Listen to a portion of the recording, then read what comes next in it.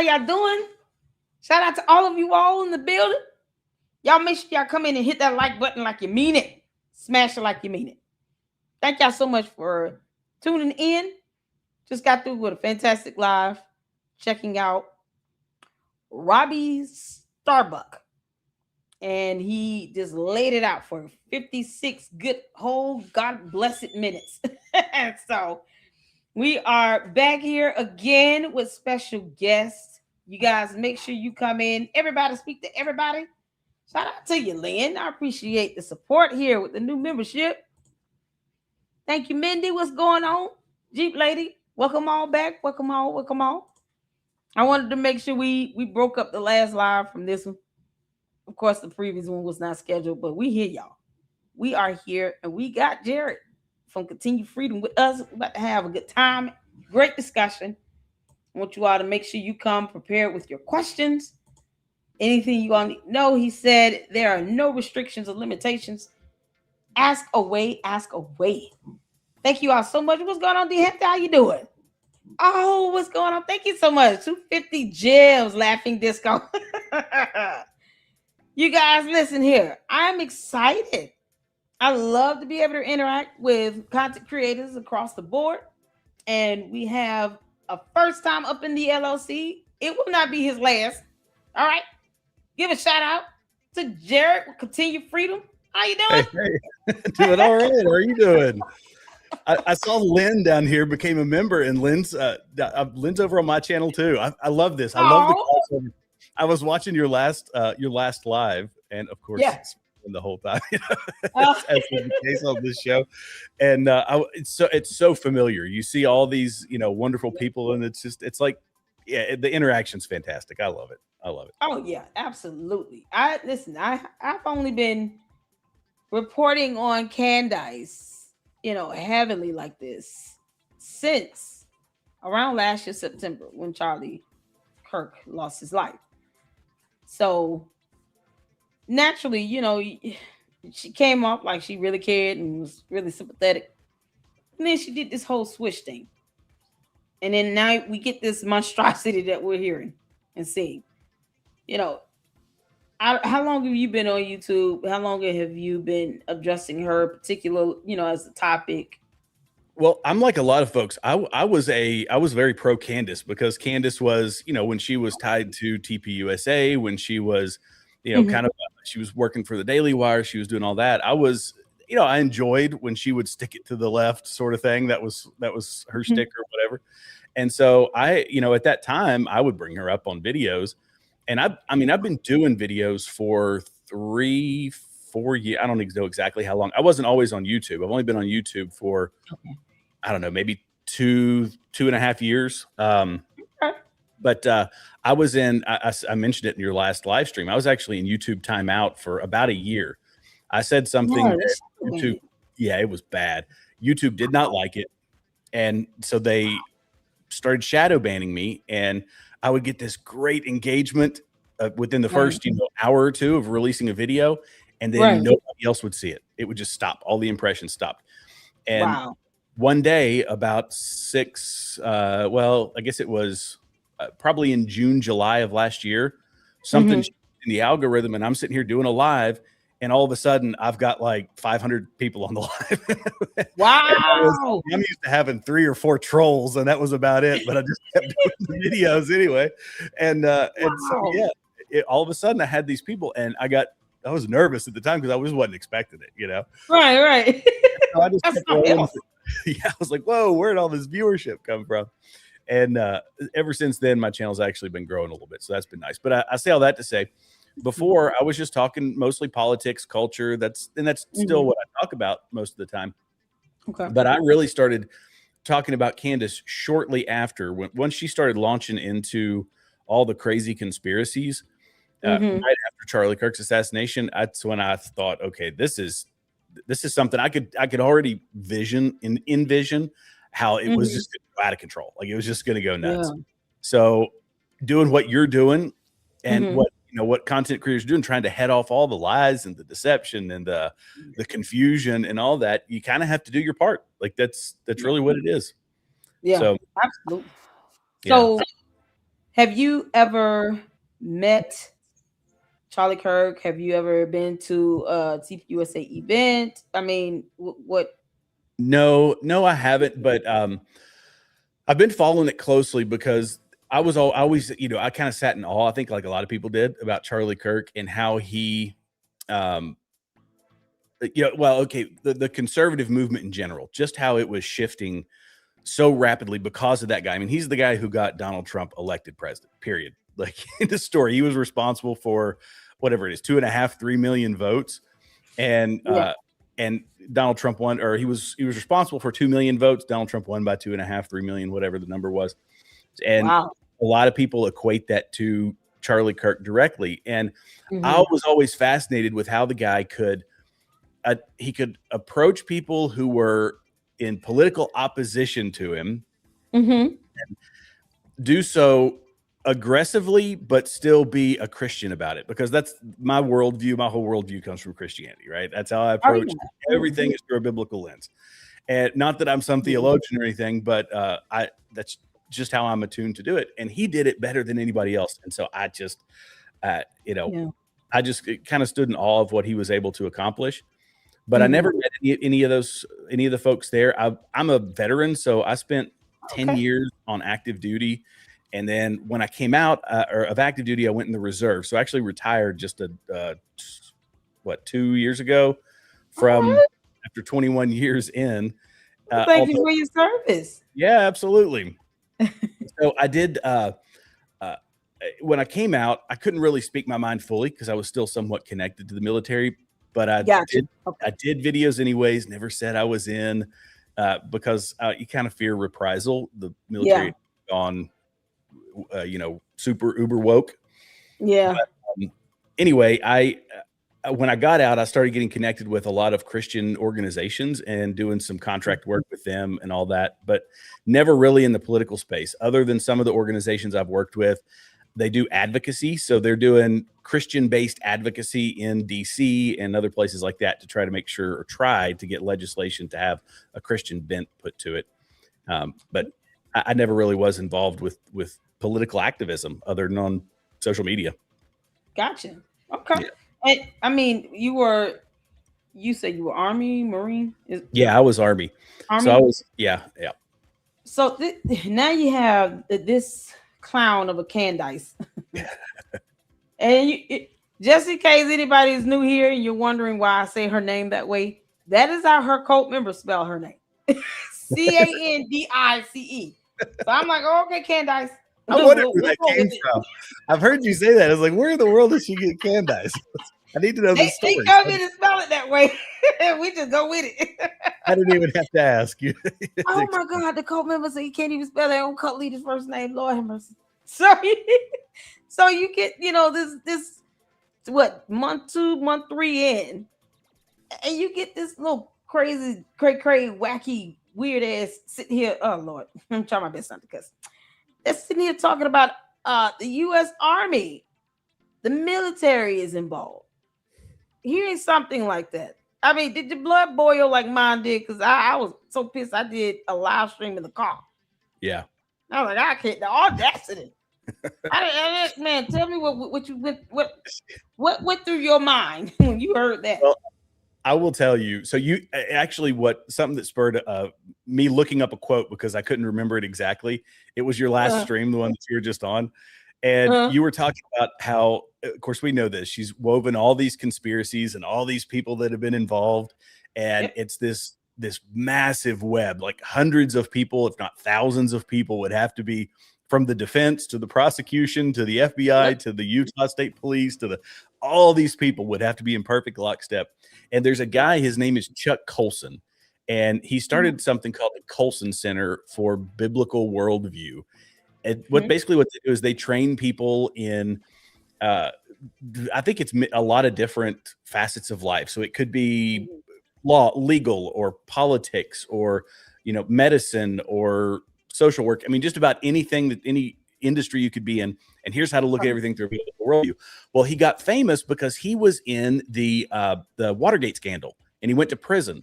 And when he went to prison, he became a Mhm. Christian.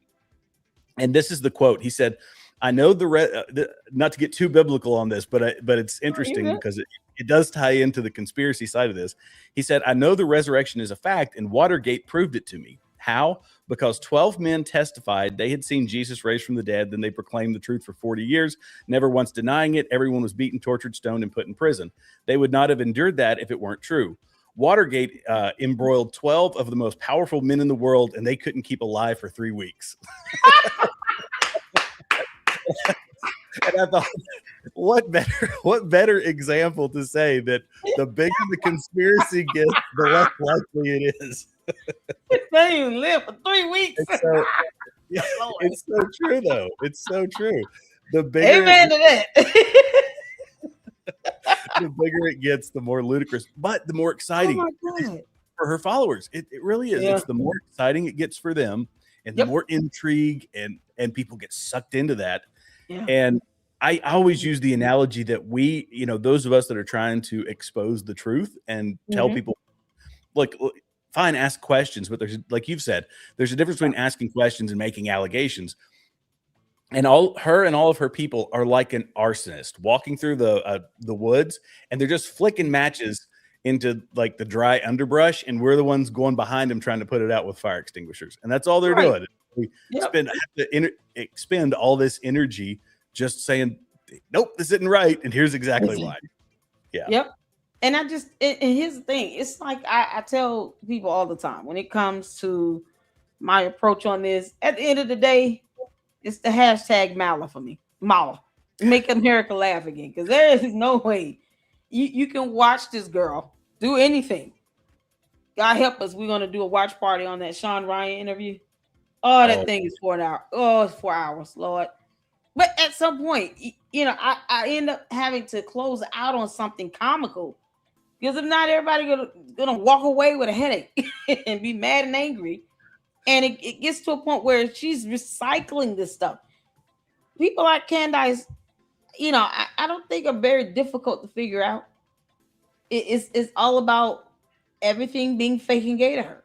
So the idea of her fake it till you make it, stepping on the backs of others to get to the top, and then not care about the damage caused, she has no emotions towards at all. She has no thought towards any of that. And when you speak about, because I'm apolitical, I'm like, I should be able to just kind of be able to talk to both sides of the aisle. And at the end of the day, I say it like this: when you stand before God on Judgment Day, He's not going to ask you who you voted for.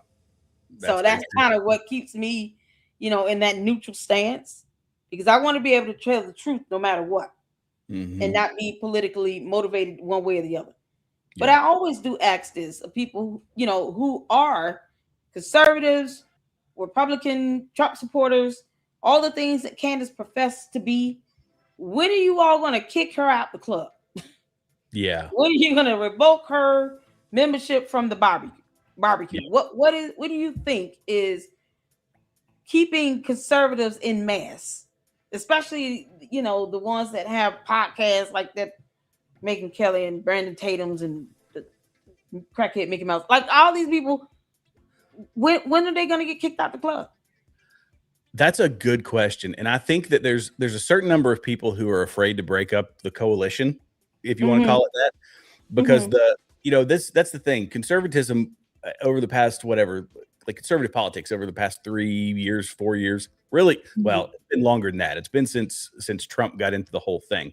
But the tent has grown. I mean, everybody kind of acknowledges that. And so we pulled in a lot of people from a lot of different views, and the tent got really big. And when you've got a big tent, you've got disagreements. And that's one way that the right is different from the political left. The political left is very unified. Even though you've got the communist and socialist side of it, you've got the moderate left, center left type folks that are still going to vote Democrat, fine.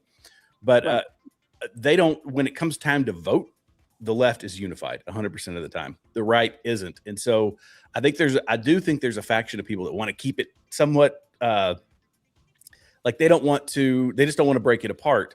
There's other people who have, myself included, who say that I don't think Candace Owens is a person on the right. I really don't. I don't think she's a conservative. I don't think that Tucker Carlson is a conservative. I don't think Mm-hmm. A lot of these people that have popped up Mm-hmm. are actual conservatives, which fine, but just say that. And, Yeah. that's the thing. If somebody is, cosplaying something on the internet, Exactly. I'm like, I don't want that. Just tell me what you actually think, and that's fine. We'll debate it. We'll do, whatever. Exactly. And so I get into the politics of it because another big concern of mine is just where we're going as, I don't know, a lot of the morality in our country. I worry a lot about that. Not kind of worry about it. I worry a lot about it.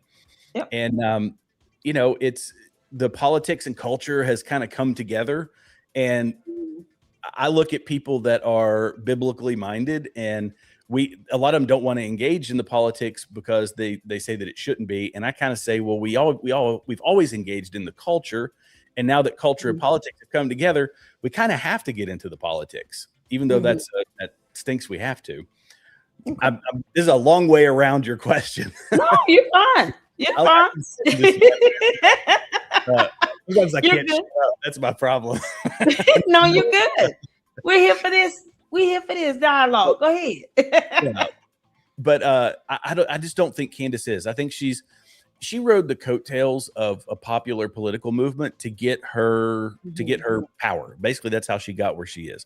She rode the coattails of Charlie Kirk. She rode the coattails of Ben Shapiro, and she glommed onto him. And the moment that she had enough to break away, she did, and she went against them. And now she's really showing just where she has no moral foundation in any of the stuff that she's doing. It's clearly, in fact, I was just looking a while ago, during your last live stream, I was combing through X, and she is making the same allegations against Erica Kirk, similar allegations that we make against her, that she's a grifter, that she's in it for the money, and basically saying she didn't have any notoriety until she married Charlie, or until Charlie was killed. And so she's in it for the money, sort of thing. That was what she was implying. I was like, good grief, woman. What the heck? What in the world? It's just hateful stuff. And I just don't like getting into the hateful. You know what I mean? Yeah. Buy people's fruits, right? You're going to know. Exactly. You'll know who they are. And hers are just rotten fruits that'll give you a gut ache. Okay. Listen, why y'all think we coming up with this hashtag Mala? We gotta laugh at some point. Exactly. 100%. We gotta laugh at some point, because if not, you be walking around here angry. Here's the thing with, when it comes down to it, it's for me, looking outside in, Candace she doesn't really seem to have much of morality from the beginning. When she we went over one of her interviews, right? That she did, one of the first major, I guess, interviews she did with Russell Brand. She went on his show saying that her mother kicked her out the house at 14. She went to go live with a boyfriend for 6 months. One of her cousins, that genetic related cousin, that was, I guess they call it the 80s babies or whatever. They all born, it's like 4 of them born the same year. Did an interview on another YouTuber show, Storm Monroe, and said flat out, Candace is capping on that. She's lying. Her mother made sure that her and her 2 sisters were on the up and up. I don't know where she got that from. And it's like, why would you want to lie and say something like that? Not thinking about, okay, do you understand the consequences that should have fell upon your parents for them to let you go out and live with some dude for 6 months, and you are 14 years old? You are a child. Yeah. Do you not realize how ridiculous that sounds? Like, CPS should have been all over him. Yeah. These things that she does is the pathological lie. She lies for no reason. Like, sometimes it doesn't even make sense to lie. You might as well just tell the truth, girl. But what is this? What makes her? What do you think makes her try to do this? Why lie? I've actually had some experience with this. I think my own personal diagnosis of her, which not a healthcare professional or a mental health expert, but I think Oh, it's narcissistic personality disorder. oh, And okay. Yeah. so I honestly think that's what it is, because you have to, and like I say, I've had some experience with this, that Mhm. people who suffer from that, you cannot, there's no way, there's literally no way. It's why so few of them ever get any help, that you'll ever convince them that they're wrong, that the things that they did were wrong, the things that they said were wrong, that even in some cases they will actively erase from their mind things that they did and say that it never happened, and they will go to their Mhm. grave believing it. It's really it's so unfathomable when you Mhm. encounter it in real life. You're like, you seriously don't remember this? Like this, you actually did this? No, I Wow. didn't. Never did. And I'm right and you're wrong and that sort of thing. It's really wild. So I think there's a component of that. Mhm. I think that uh, I think she's a pathological liar, and she Yeah. is.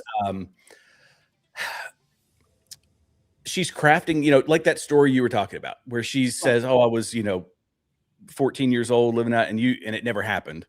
Right. But she created the story because for whatever reason in that moment in time, she probably thought, this is what I need to create a backstory that helps make me Mhm. look a certain way. That would be Okay. my. So it's like, okay, I need to look like I've had a rougher upbringing than I did, or I need to look like I um, have more, I don't know, if I don't know if it'd be street cred or Mhm. whatever. But it's like I need to look like I pulled myself up by the bootstraps and that sort of thing. Yeah, it's so weird. And so it's just building fake. It's just building a fake story. The left, people on the political left do this a lot. Mhm. Again, I'm a conservative, so I hope Gotcha. I understand. I'm not here to ruffle feathers on that stuff, but just to give you my perspective, You're people fine. will. It's like Elizabeth Warren when she said that she was part Native American and she wasn't, or it's like Yeah, that was a stupid lie. yeah, I lie about that. people try to or like AOC or Hillary Clinton changing their accents and things like this. It's just Mhm. being a chameleon for the Mhm. sake of validation, votes, whatever. I think that's what a lot of people do in that world. And I think she has a lot of audience capture. You listen Mhm. to her and she says, "Oh, it's all the mommy sleuths and it's all the people out here that are giving me all this great data." And she's validating the audience, but they're feeding her stuff it's a self-licking ice cream cone. This is Right. what it is. And so they're Yep. feeding her stuff that fulfills her worldview. She Mhm. absorbs it because it's self-gratifying, and then she just keeps running with it. And Yep. it's like it's like her own little ecosystem of lies, deceit, and deception, and she's making money. So that doesn't help. She's Yep. making millions of dollars. Millions of It's like 90% of motivation right there. That's it. And she's like, man, look at this $1,500 jacket I can buy. I'm gonna do more of this. You see the car I I drive? still want my $7,000 check. Did you I know know. we supposed to get $7,000? When you left your last stream and you said, "Bitch, Beer needs to take me out to lunch again." I about lost it. We sent the photo. Oh, we sent the photo in for that one. Let me show you. Oh, that was funny. We That sure was did. The fantastic buys up in here. We got some creative people in the Lady Luck Club. So what we did was when she said, I will pay $10,000 to anyone that can tell me who went to lunch with Ben Shapiro. I said, bet. So we created a photo. We created a photo of me and Ben Shapiro at lunch. Is she in the background? Oh, You know I tweeted that out. She paid me not one penny. I thought she was. oh, I thought she was that's paying out. hilarious. I thought she was paying out a bounty here. So I Oh turned my myself in for God. nothing. Can you believe it? Not a penny. I was, I was so, Oh. Well, like, this see, is priceless. the I get that all the time in my chat. That's like, oh, you got your $7,000, you're the shill, whatever. And it's Oh, it's child. frustrating because I'm all about having legit. Look, Pay me my 7,000 or 10,000. Pick a number. Just give me the money. Oh, I that's saw candy. The candy butts don't bother the child. That does not bother me. You know what they end up saying? It's like they're ushering this $7,000 into my life. Keep speaking it into my existence. Go ahead. that's right. That's right. who He's who speaking do I into go existence. for this? Get that money from them. How do I make this tangible? Oh my gosh. But it's, You got the sign of horse and everything. You can make this up. the pink horse is what that's. I'm surprised she didn't see this as. But how did she not believe this image? That's what I'm saying. And look at her, George, sitting over there being all jealous.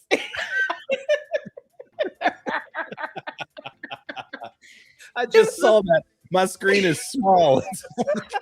George. Huh, George sitting there being all jealous. He was so big, man. Candace, where's my money? I want my money. Oh my gracious. Oh, this is the stuff that we do, man. We have fun. You know, but I love it. If not, like, literally my eyes are watering. I'm sorry. Why would she create a bounty for somebody going to lunch with Ben Shapiro? Where would we get that from? Like, you understand what you're doing? That's how you get into this territory where you start putting people's livelihoods and safety in danger because I'm gonna pay $10,000 because you went to lunch with Ben Shapiro. He could go to lunch with whomever he want to go to lunch with. What are we talking about here? It's like, care about Felicia. What are you doing? Well, it's like, and she takes such a dark, so she'll do that, and people say, oh, $10,000. I'll see if I can find a picture of it. But it's that it takes a dark turn on her side so often. Like you mentioned it before, and I actually talked about it in my last stream. Was that Utah? Was it Utah State Police officer, the one that testified? I believe so. Yes, one of the investigators. Yeah, and I mean, she's like digging into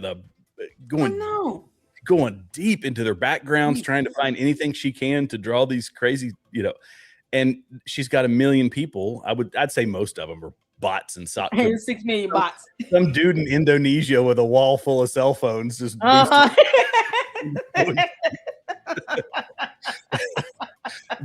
but there are some call centers. Call centers, yeah, that's what it is. Oh my gosh. But no, there are so many people. There's there could be 1 million whatever people. And I say that she's radicalizing a lot of people like they have radicalized people politically. Yeah. She's using a lot of the same tactics. Absolutely. Anybody who wants to radicalize somebody politically. And this is, didn't somebody say that Robbie Starbuck was he doxxed or was he I saw in the comments that he was getting death threats, which is kind of like their MO now. Candace is acting like Tyler Robinson. What do you mean? Death threats? What?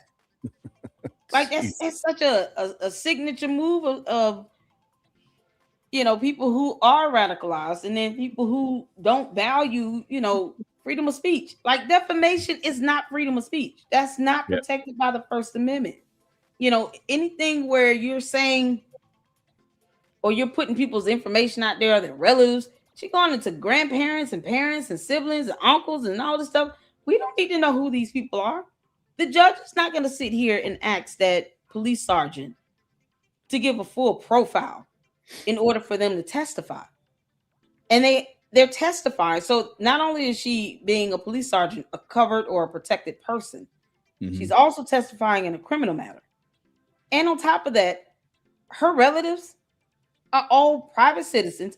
And above all, the federal law states, even if you are a public figure, if the intent to harass or forthcoming harassment is proven and evidenced in what she is experiencing, which she is, the entire police department from the statement is catching that harassment and the bullying and the targeting, getting death threats. This woman got death threats.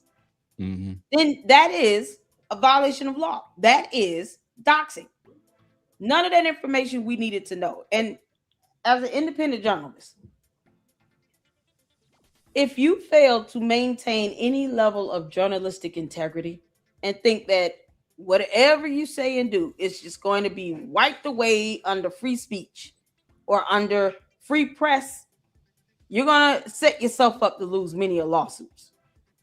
There is some level of restriction that we should have and boundaries we just don't cross.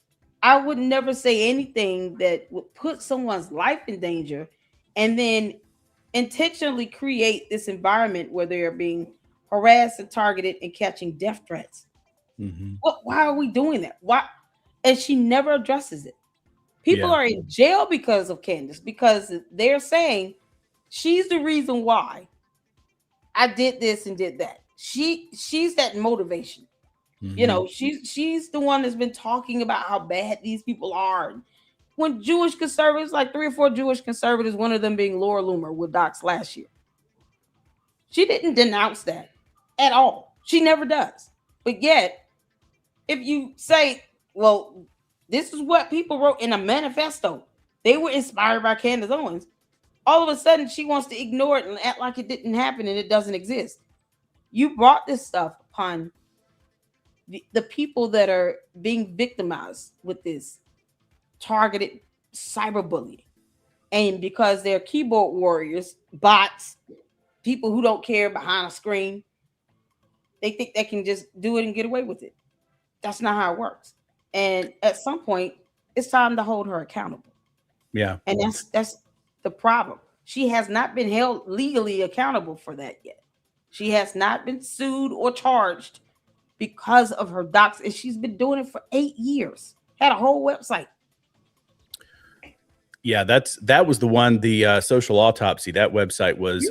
I actually never knew about it. I never, and this is the laziness of a lot of people, and I had succumbed to that. That we buy off on somebody like Candace on the conservative side. We bought off on Candace because Candace was on our side.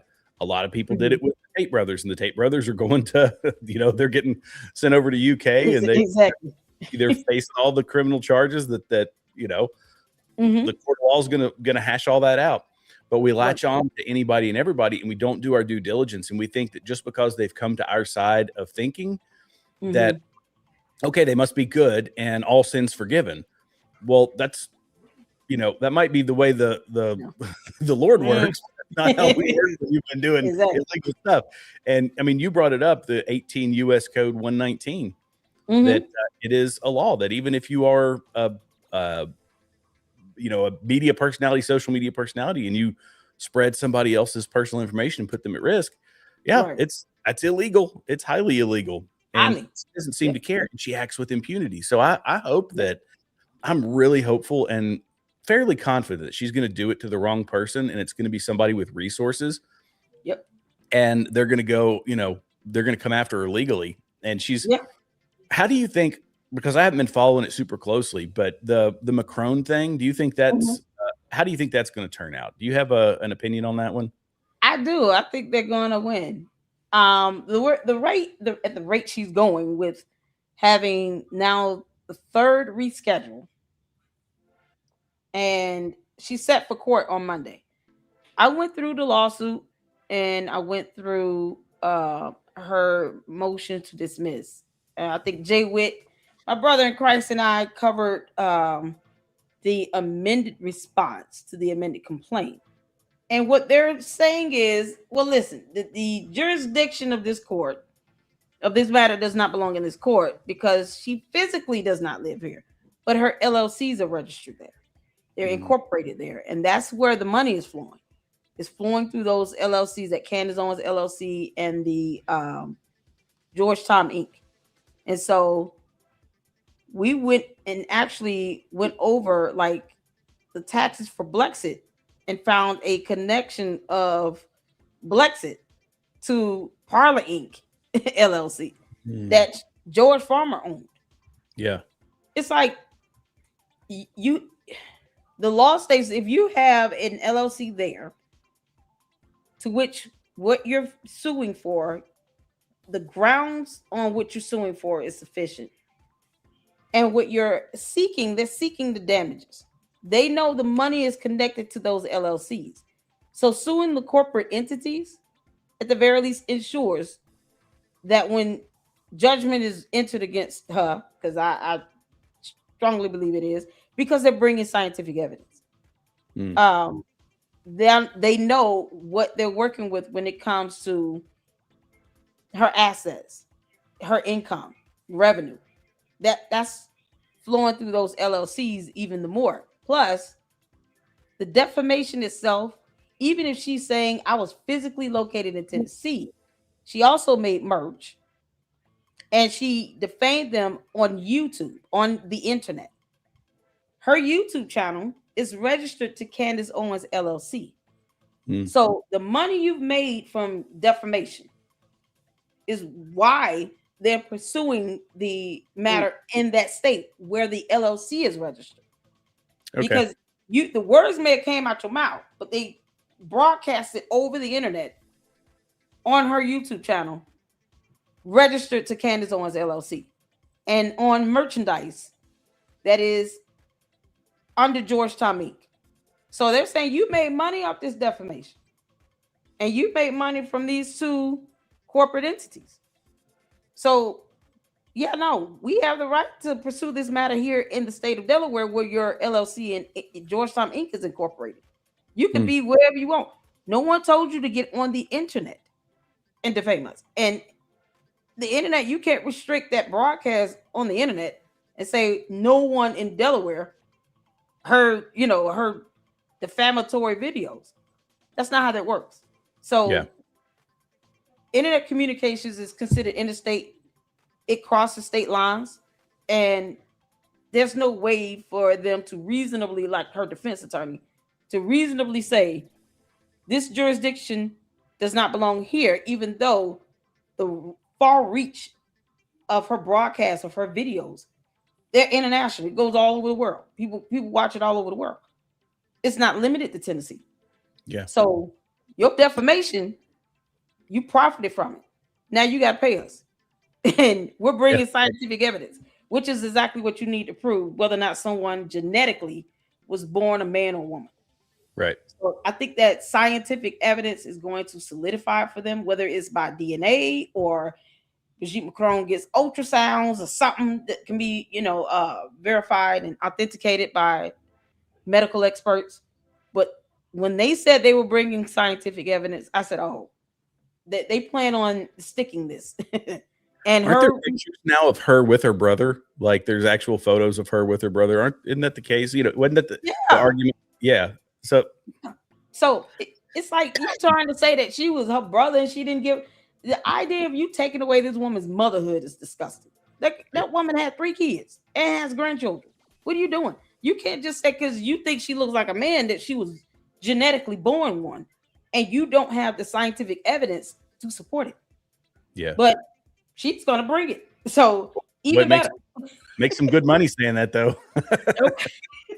You paid. she said he did what, 8-part series? Everybody talking about Lady Luck, you ain't seen it. I don't want to see it. I want to see that. That girl give me a headache. We already got to do the Sean Ryan interview. Like this is not. What am I gonna be watching? Because at the end of the day, Candace doesn't know how thunder works. She doesn't know the freezing point of water. She doesn't believe in the moon landing. She doesn't believe in the dinosaurs. Like science goes over her head. What are we talking about? The thunder and lightning. Was it, okay, correct me if I'm wrong. Wasn't it one of her staff that, so she believed that, and one of her staff confirmed it, but it was her husband who said, no, that's wrong. Isn't that how it went? She said her and Savannah did not know what thunder was. Savannah works when it works for, right? Yeah. But she's saying that Savannah didn't know what thunder was either. Like, girl. That's the problem. Wrong. That's the problem right there. She's hiring a bunch of idiots. Thank you. I always say this. This is what happens when you keep a bunch of yes men around you. You can't do that. You cannot keep. Listen, my moms will tell me in a minute, Lady Luck Club, you might not want to do that. Jay would have called me and say, you trust me, Lady Luck? Yeah, go ahead, Deacon. You might want to take that post down. Take the whole thing down. That ain't gonna work. Come up in the YouTube benches, get out the YouTube gutters, girl. And I take it. I love Jay. I love Jay. He's such a good dude. He really is. But I enjoy watching his content. absolutely, I do Yeah. too. And he and I have reported on topics. We share our audience. It's an absolute blessing to have people like that in your Mm-hmm. corner that truly want the best for you. You would think that George Farmer would come out and just say, "Look, don't make me a sandwich," and just and that's it. Like, because this is gone far enough. It's like when is the stopping point going to happen here? And Yeah. where is he at? He's the man of the house, ain't he? It's He's in that letting this happen. well, I mean, a lot of people wonder if he is the man of the house. George, Not making any accusations. I'm just saying. George, Just you coming out the closet? Come out the closet, George. George. It says like, his mother's got to be so mad at him. I can't believe you married this heifer.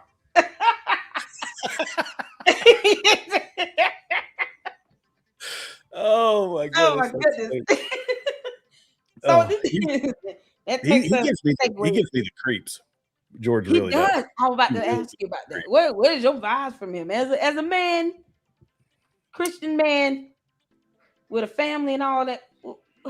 That does he pass the smell test? Because the men in the Lady Luck Club can't stand him. I will tell you that for his mannerisms, well, the company he keeps. So I'm no fan of the Tate brothers, and he is very close friends with the Tate brothers. And they make no qualms about it. Like, they've been very open actually about that they're very close to him. So that's a problem right there. But just I mean, I try so hard not to draw like just wide reaching judgment on people. However, when they met, the way they met, the nature of their relationship, it seems like this weird, the whole thing seems, as she would say, fake and gay. Yep. Yeah. Really seems fake. And no romance, just a contractual relationship. I mean, that's really how they describe it. They don't describe it as a typical husband-wife relationship. And he just, everything about the guy just gives me the heebie-jeebies. That's not definitive evidence of anything. I'm just saying that's just the way that I read the guy. It's just weird.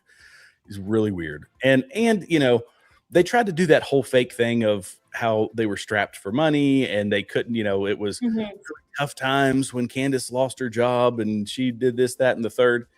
And the guy comes from, hundreds of millions of dollars, at least $100 million estimate. He comes from a rich family of British lords, and they're land ownership or whatever else it is that they've got. They're not strapped for cash. I mean, it could be all smoke and mirrors, but that's not the reputation of his family, of Lord Farmer. And it was, so that's why I kind of took it when they said it as, okay, this is more building of the story. They have to create the correct backstory to fit whatever narrative it is that Candace is pushing. That's the way I took it. So I think he's just as deceptive as she is. And he stays behind the scenes, but I mean, you could drag more drama into it with the whole Brandon Tatum thing and him still keeping her merch and all that stuff.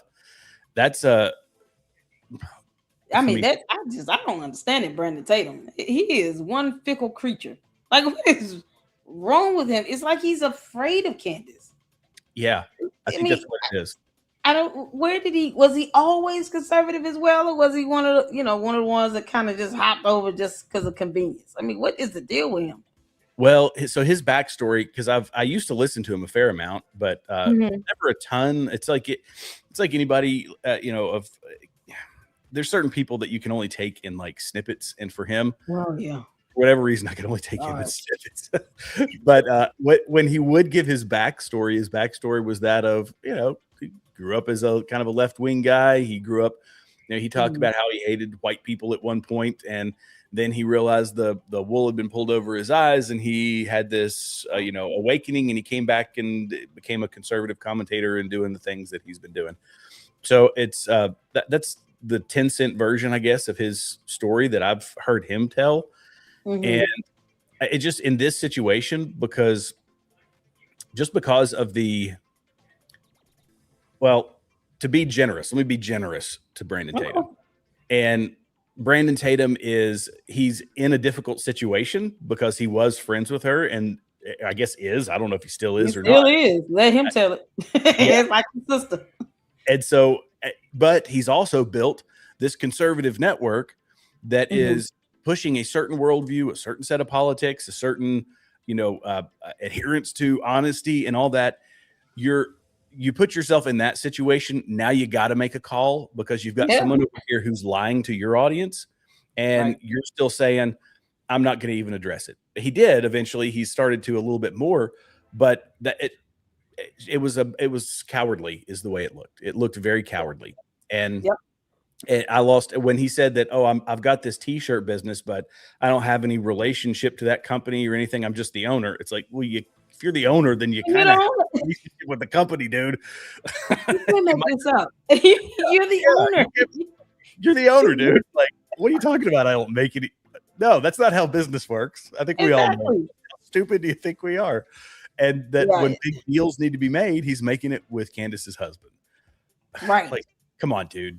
At some point, if you're going to stand on the morals and principles you say you are, you're going to have to make some hard calls. This is a hard call that he just isn't willing to make. And part of it too could be money for him as well, because he's making truckloads of money as well. And kudos to him for it. However, you're doing it now at the expense of the morals that you say that are very important to you. Exactly. And I think at some point, chickens come home to roost. I see it like this. If God is not lighting that pathway for you to make that money in this manner, you might want to think twice, because as easily as it came into your life can be as easy and fast as it leaves. That's the same thing I say about Candace.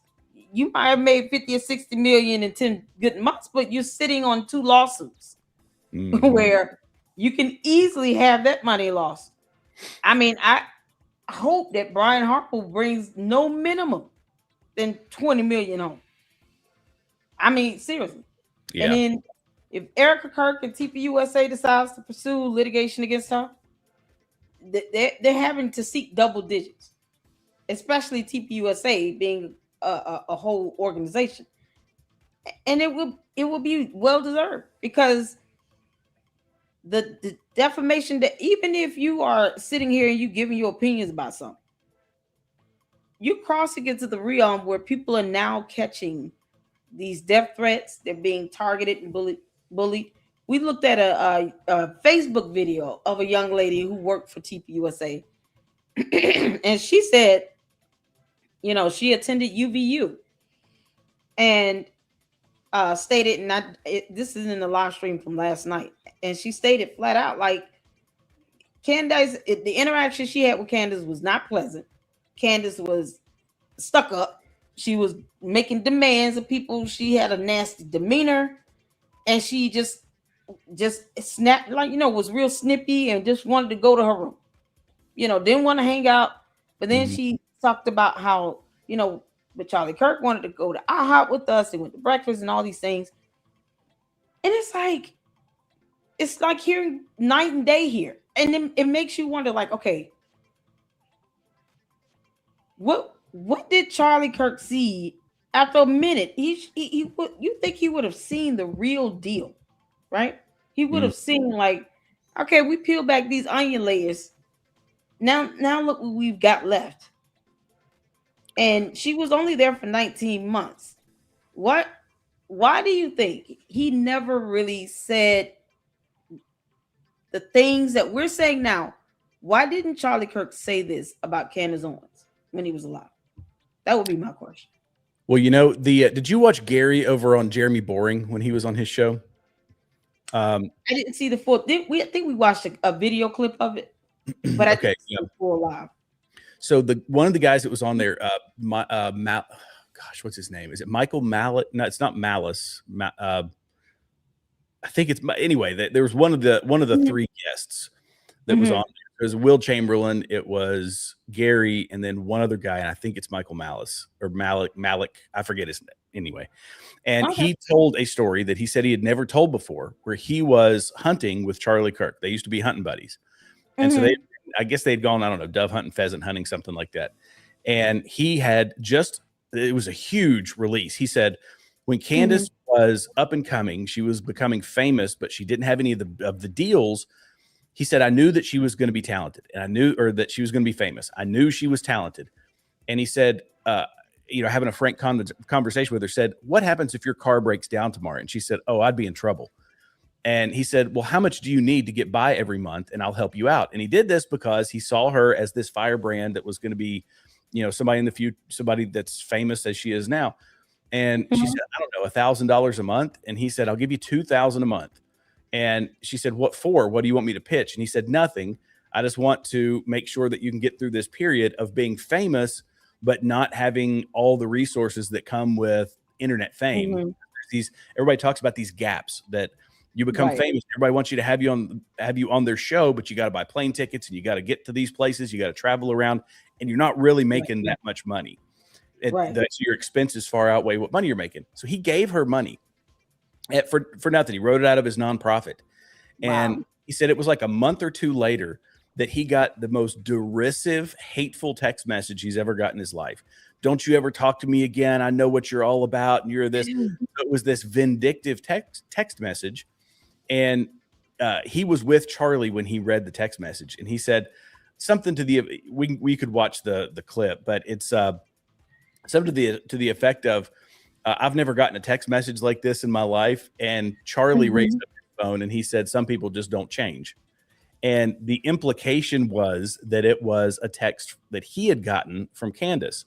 Now, to also bring another person into this is Tim Pool. You know who Tim Pool is, the Yeah. commentator? Simple. Yeah. Yeah. Yeah. Tim Tim Cass. Pool, Is that yeah, Tim Tim Cass. Cass? His name? Okay. Cool.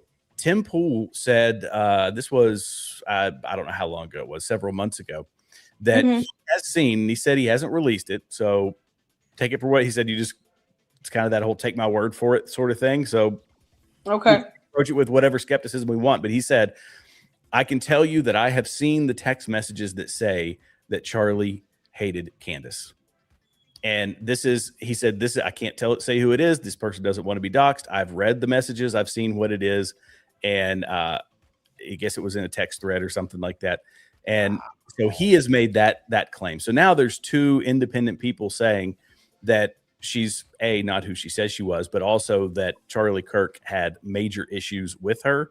And this was shortly before his assassination. So Wow. I think Charlie was such a diplomat, and Mm-hmm. he understood the coalition building that needed to go on. And Mm-hmm. all my assumption and how I've kind of read the information that I've seen, that he wasn't going to air that stuff in public, and Mm-hmm. to whatever end. I guess he was trying to just be more tight-lipped about it, I guess. Wow. Man, you can imagine if even just one comment about Erica Kirk while Charlie is alive probably would have resulted in a epic response from him. But I think at the very least, letting people know what he was truly experiencing, his discernment, seeing her change. He traveled with her for what, about a good year, Mm-hmm. and seeing her kind of progress and change into this nonsense we see now would have been beneficial for him to let people know, as it happened. Like, listen, this is who we dealing with here. Y'all, this woman is cray cray. She's got some loose screws. She has a temper problem. She can be nasty and derogatory, and you just as FYI, you all see and know what we're dealing with. Like, would it have been beneficial for him at least to confide in one person about that? Yeah. Part of me feels like I say feel. I shouldn't say feel. I prefer to work off evidence. Yeah, it hasn't been widely publicized anywhere that was the case, other than people saying behind the scenes. This is what Mhm. I experienced with her, and this is what, he could have just been Charlie could have just been one of those people, and I say this because I know people like this that Mhm. are when it comes to confrontation, when it comes to, you know, wrecking relationships or people that have turned on them or whatever, they just Mhm. button up about it because they say, "This is a problem that I have to deal with, and I don't need to make it other people's problems, and I don't need to make more problems for the person who's doing me wrong." Because Okay. truthfully, that's probably how I mean, I would say that's how we should be as people. Okay. But like if I had a friend, if somebody that I work with or whatever Mhm. royally screwed me over on something, should I go out and shout to the rooftops about the person doing it, or should I just say, "Wow, I can't believe they did that. I'm praying for that person," and then move on? Warn somebody. This is the same guy that was in that interview was saying, Mhm. and when this happened before she went with PragerU and Mhm. then Daily Wire, when she made that progression, he said he regretted not saying something to people about it. Well, he warned PragerU, but Okay. I guess at PragerU they didn't heed his warnings, and then he Wow. tried to do the same thing to the Daily Wire, and he thought, "Oh, my poor friends over at the Daily Wire," but at that point he had just kind of backed out of it. I need Wow. to find the guy's name because I want to be this way people can look it up. Okay, we can watch the video clip because I think Mindy, is it Mindy or Juju? One of you all said we saw this one. As far as we did watch that clip. If so, that's fine. We can see it again because I know I didn't see the entire live stream. Um, I watched the whole thing because I was actually you did? hosting Gary's show at the time for the third because it was the same night as the day 3 of the preliminary hearing. So I was hosting Okay. his show, and that's why I was hosting because he was down at uh, Jeremy Boring's place in Nashville. Okay. Um, It's on Jeremy Boring's channel. yeah, I'm Jeremy gonna see if I can Boring's find channel. it. I'll find the clip and I'll DM it to you.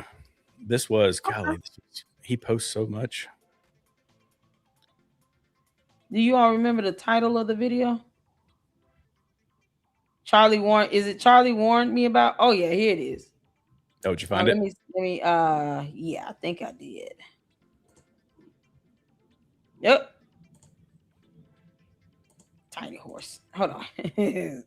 All right. Is this it here? Charlie warned me. He paid Candace Owens rent. Is that it? Yeah, that's the one. That's the one. Yep. Okay. So we'll check this one out. Make sure you guys go check out Jeremy Boring's Jeremy. Good God. Jeremy Boring's YouTube channel. And we'll check out this clip again.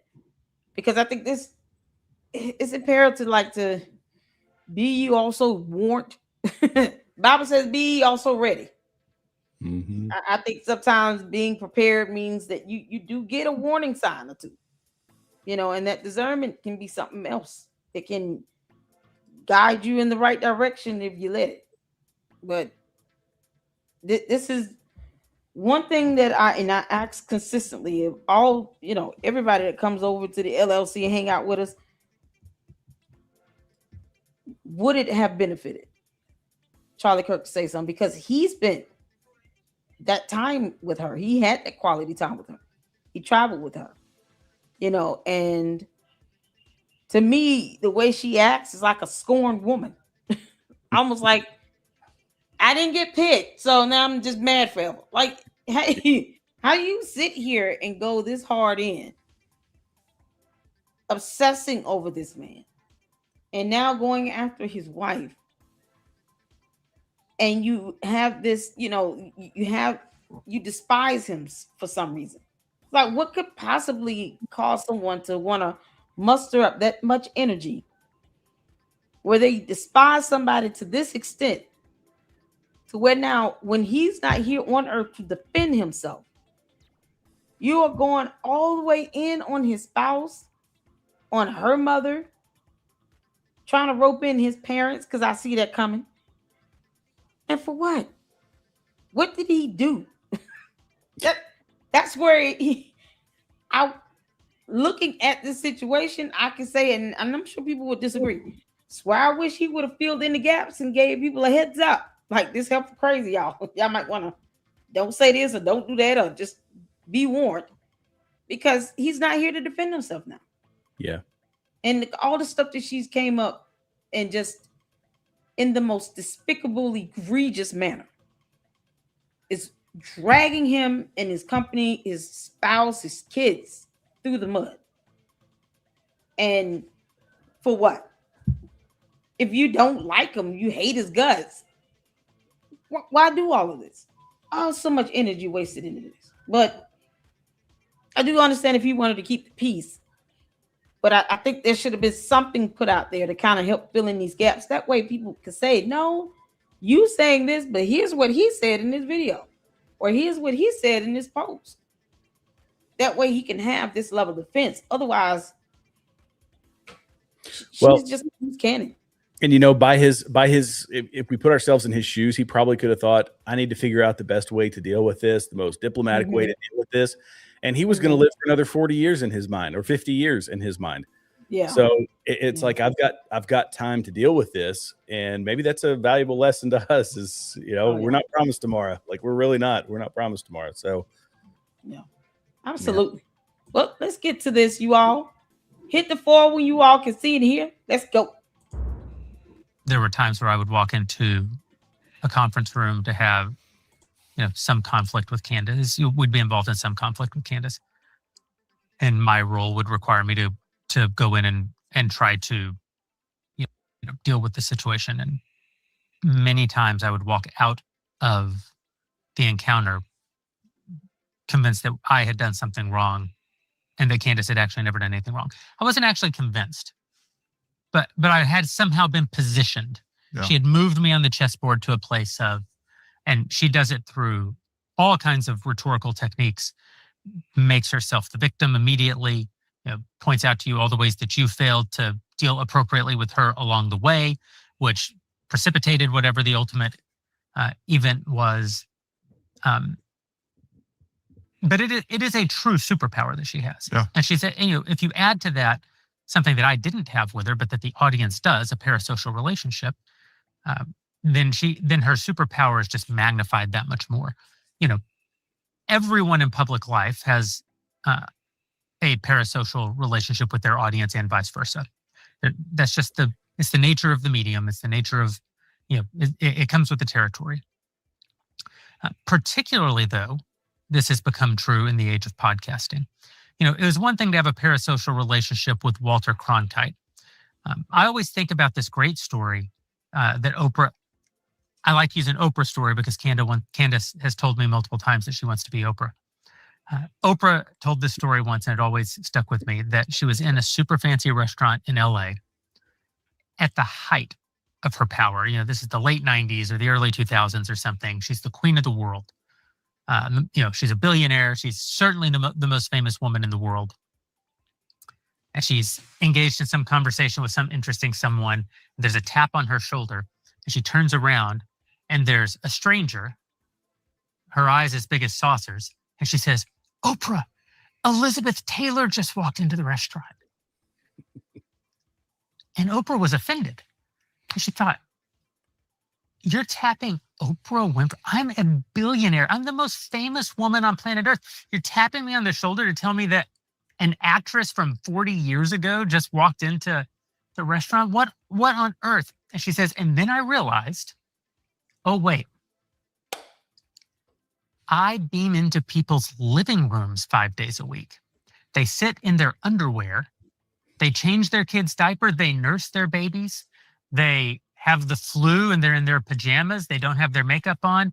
And I sit in their living room with them every day. And I tell them they know my best friend's name. And they know that I'm struggling with my weight. They know that I'm on this new diet. They know that I just wrote a book. They know what book I like. To see Elizabeth Taylor, they have to drive to a temple in the heart of town and pay an offering and walk into a dark room and look up at the 40-foot altar once a year. Right. twice a year if you're one of the biggest movie stars in the world. And what she was describing there, although we didn't have this language in the vernacular in the same way that we do now, is the nature of a parasocial relationship. Elizabeth Taylor has a parasocial relationship with her audience. Of course she does. But it's a very minor one. Right. Because part of what made a movie star is that you didn't know much about them. There was no intimacy. You didn't have any intimacy, but you had great intimacy with a daytime TV host. And that doesn't even compare to what you have now in the age of the internet. Complete ubiquity. People spend 3 hours a day with Joe Rogan, right? Or they spend an hour and a half a day with Candace, plus Instagram. They see pictures of her with her kids, plus the things that she writes on Twitter. Is just the clips that are coming at you constantly. And it forms in the entirety of the audience a sense that you have a relationship with the person, even though you don't. We all succumb to this to some degree. Sure. But some people, it's probably a small percentage. For some people, this becomes a kind of reality. Most of us, like, it really feels sometimes like Joe Rogan, but you don't. Right. Right. But for some people, I think they actually don't even know that they don't. And so I say that of people like Candace cultivates that in her audience. Yeah. We all experience it. You point a camera at yourself, you're going to experience this to some degree. She cultivates it. And if you add to that the superpower of her personality disorder, I think you do wind up with you wind up in a situation where I would suspect that there are hundreds of thousands of particularly women, though not exclusively, in the country right now, who, if you told them that whole story, hey, you remember when the French took out a hit on Candace and then she just went to Dollywood? They would say, well, yeah, but that's because Candace talked to Donald Trump and he was protecting her. Or, well, yeah, of course, but Candace has the best security in the world. Or, well, of course, but we would never let anything happen to Candace. Or, yeah, let me tell you.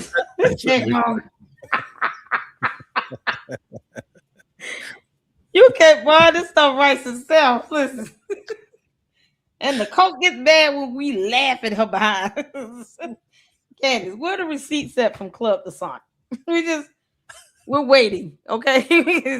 I had to, man, can you believe I looked that up? And I said, Club Descent deals in gastronomy. It's like the art of food and wine and stuff. It's like, you think they stun you? They've been in existence longer than you've been alive. And somehow payments are flowing from the French president through Club Descent to some Israeli male operative and a female French assassin that looks like Carmen Sandiego. What are we doing? It's like, girl, Candace doesn't know how to get out of that 14-year-old mindset. It is unbelievable. I mean, something like that would have a paper trail. Let's say someone called you and said somebody made a payment and it might be related to wanting to take you down. Why wouldn't you ask that person, can you send me the receipt? Can you take a photo of this? What are you looking at? Are you looking at a laptop? Did you see something printed out? Can you give me evidence of this? No. She says this high-ranking French government employee called her, told her all that nonsense, and sent her nothing to prove it. Now you all see why we got to laugh at her. How do you take that serious? But people do. They do. That's the mind-blowing part. It's like we're sitting here and we're cracking jokes about it because it's like this is so crazy. No right person in their right mind would believe this, and 1 million people believe it. At least 1 million people believe it. You know how many times I asked them? I said, "Give me the receipts. Show me the proof of the transactions." She's summoning all of France to do it. It's like, no, you lazy heifer, you do it. You're the one coming up with this. This is what you're supposed to be doing. And they want to sit here and call her a journalist. She's not a journalist. She barely reads. But if you're going to sit here and make these types of allegations, and someone is calling you about this, wouldn't you want to create these transactions to go along with this, Candace? I mean, I'm throwing you a bone. You could just have that to show and make this dumb lie more believable. More believable than that. She's so lazy. She don't even try. the point Jeremy Boring makes is like, remember when the Fringe put a hit out on Candace Owens? It's like the average person would be like, did you go hide in a bunker? Did they take you to some place? Nah, we went to Dollywood. Went to Splash Mountain. It was amazing. Kids had a blast. It was great. It's all good. Yeah, and fortunately for us, no female French assassin came out in the bushes and said, "Where in the world is Carmen Sandiego?" Tried to take her out on the teacups. Getting on a roller coaster. I was like, okay, so if she can do that, I'm gonna record myself one day going to Walmart, and then I'm gonna get like $200 worth of groceries, right? And then I'm gonna check out, and when they tell me how much it costs, I'm gonna ask them, "Can I pay you in salty tears? How does this work?" Because apparently, you can turn this feelings and emotions into currency. How does it? Candace is like, you don't have to have any evidence of anything, no proof of transactions. Oh, okay, so somehow you're able to get things without having to show proof, or you go to the store and get something and you don't need a receipt because reasons. So if all I need is 2 bags of salty tears to buy $200 of groceries, we're gonna find out how far that gets us. That's the lunacy of it all. Like, imagine me doing that. That is exactly what I imagine listening to Candace. Her going to the store, racking up 2 grocery carts full of stuff, getting to the register, and then saying, "Can I pay you in salty tears?" Because what is money? You see, like, oh my God, you really are dumb. I think she's cashing in on something that I don't know. Have you heard the term suicidal empathy? Have you heard that? I have not. That's a new one. So there's a term called that people are using called. In fact, I bought a book. A guy named Gad Sad wrote a book called Suicidal Empathy, and he talks about how we as a society, like in a grievance culture, we immediately just go to it, and we're like, yes, give all our money, resources to whoever says they're a victim of this, that, and the third. And I think she is that's what she's cashing in on. She's cashing in on our society's inclination to be suicidally, empathetic. And as they've pulled these people are so emotionally invested in what she's doing. Oh, this is God. They're just sitting there waiting with bated breath. What is Candace going to tell me today? What's she going to reveal today? Oh, Candace, my queen is under attack. I'm going to give her money. Here you go. Here's my paycheck. I can't make rent this month, but are you getting the paycheck? That's exactly what they're doing. They're giving up all that rent money. Yeah. Yep. So it's just crazy that this is why when I do respond, I don't respond with all the emotions like that. Now there are times where blaspheming, that'll do it. Yeah. The photo circulating of her looking like Jesus carrying a cross, we don't do that. Like, the devil is a liar. You are not Jesus. Wow, I didn't see that one. Oh, it's on X. Oh.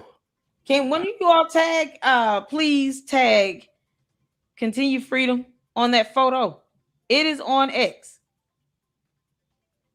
Yeah, and it's just at Continue Freedom, all one word. Yeah, because it's the most blasphemous thing I've seen thus far. Like, wow. Ooh. You're looking at this photo and it's like, and she hearts it and thinks this is cute and funny. No. The Bible states you don't let anybody make you into an idol. Yeah. Don't sit here and you got these dumb bots sitting here amping you up to where they're looking at you like you're equivalent to Jesus. No. Nope. Hey, I'll tell you, that same person that I told you about that I knew of that had that narcissistic personality disorder, that is the sort of thing they saw their position as like a position of anointing, actually. So it went deep. It went deep. It's very easy for people to do that. Wow. Yeah. Well, y'all, let's get back to it. Hell is still hot, Candace. No, that didn't happen. because they'll do anything to protect the image of Candace that they've built and that Candace has built with them. Yeah. I mean, it's and so genuinely there is no evidence that could impact it. No, I mean, it's genuinely cult behavior. I mean, that's what in the brilliance that Candace has in all this. I mean, she's created a whole new genre of entertainment. This is like a murder mystery, choose your own adventure. Yeah. You get to cosplay as an investigator and you get to join the investigation. And by the way, I want you to go out there. I know that you people can find this information. I'm not going to leave my studio. I'm not going to go talk to anybody. I'm not going to go to locations. I'm not going to do any of those things. I'm not going to talk to professionals. I'm not going to talk to anybody that has any subject matter expertise in any of this.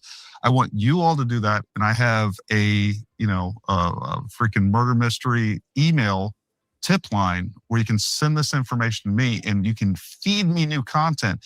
And if you're lucky, I will pull that out and I will read what you sent me and give you a little credit for it. But it is. I mean, there's a lot of. It's like Candace AI. Oh, it's.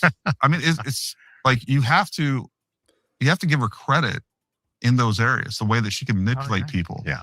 And what she does isn't sophisticated, but it's extremely well executed. And like you said, I mean, she's exceptional at it. She really is. When you say AI, it's artificial insanity.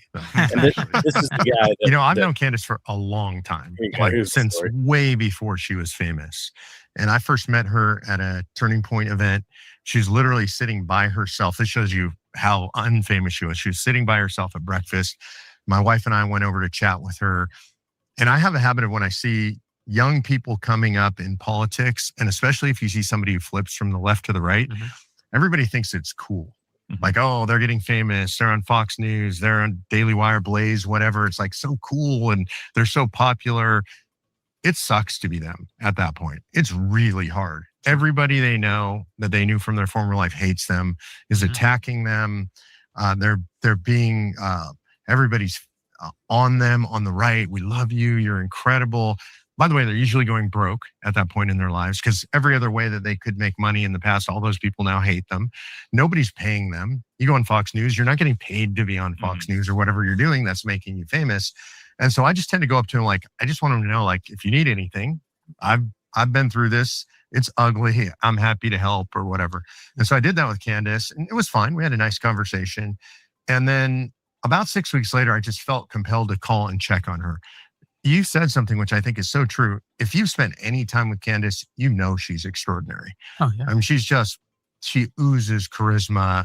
She's articulate. She's intelligent. She's pretty. I mean, she's the full package as a broadcaster. And so I knew she was going to be really famous. So I called her up and just said, hey, how's it going? And she was frank and she said, not great. And I said, what's going on? And she was telling me, it's just rough. I'm having a hard time making it. And I said, well, I have a kind of a litmus test question with up and comers, like, what would happen if your car broke down tomorrow? And Candace told me, oh, I'd be screwed. Like, I couldn't afford a car repair. And she said, in fact, I have a tire that's flat right now. I can't repair it. So here she is. She's becoming famous. She's traveling around talking for TPUSA. She's making virtually no money. She can't fix her tire on her car.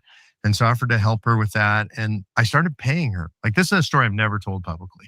Wow. And I just said, well, what do you need to survive? And she said, well, I'm getting paid $1,600 a month. My rent is more than that. I'm watching my YouTube for monetization. How much do you need? She said, I need about $1,000 a month to survive. And I said, okay, well, I'll pay you $2,000. And she said, well, for what? And I said, just do what you're doing. Because she was extraordinary. And I just, we could afford it out of our nonprofit. I put her on the budget. I started paying her. And she at some point said, oh, do you want me to endorse convention estates? I said, I mean, if you want to, but that's not why I'm not doing this for that reason. I'm doing it because you're a talent. You're important. I think you're going to be famous and do really great things. I just want to help. So I paid her. I don't remember exactly whether it was a month or two. It was relatively short. And one day I got a text from her that was like the most vicious text I've ever received from anybody in my entire life. I mean, just cut me to the bone. Said something like, I don't think you are who you say you are. I don't think you're genuine. Don't ever talk to me again. And I literally, the look on your face is the look on my face. Like out of nowhere, just like, what? At zero, out of nowhere. 0 to 100. Yeah. Hadn't had a conversation. And I basically said, what the F are you talking about? And she said, was I not clear? I don't ever want to talk to you again, lose my number. And I said, you're batshit crazy. Like, I don't even know what this is. And that's the last time I ever talked to Candace, right? But it was my first evidence that she's psycho.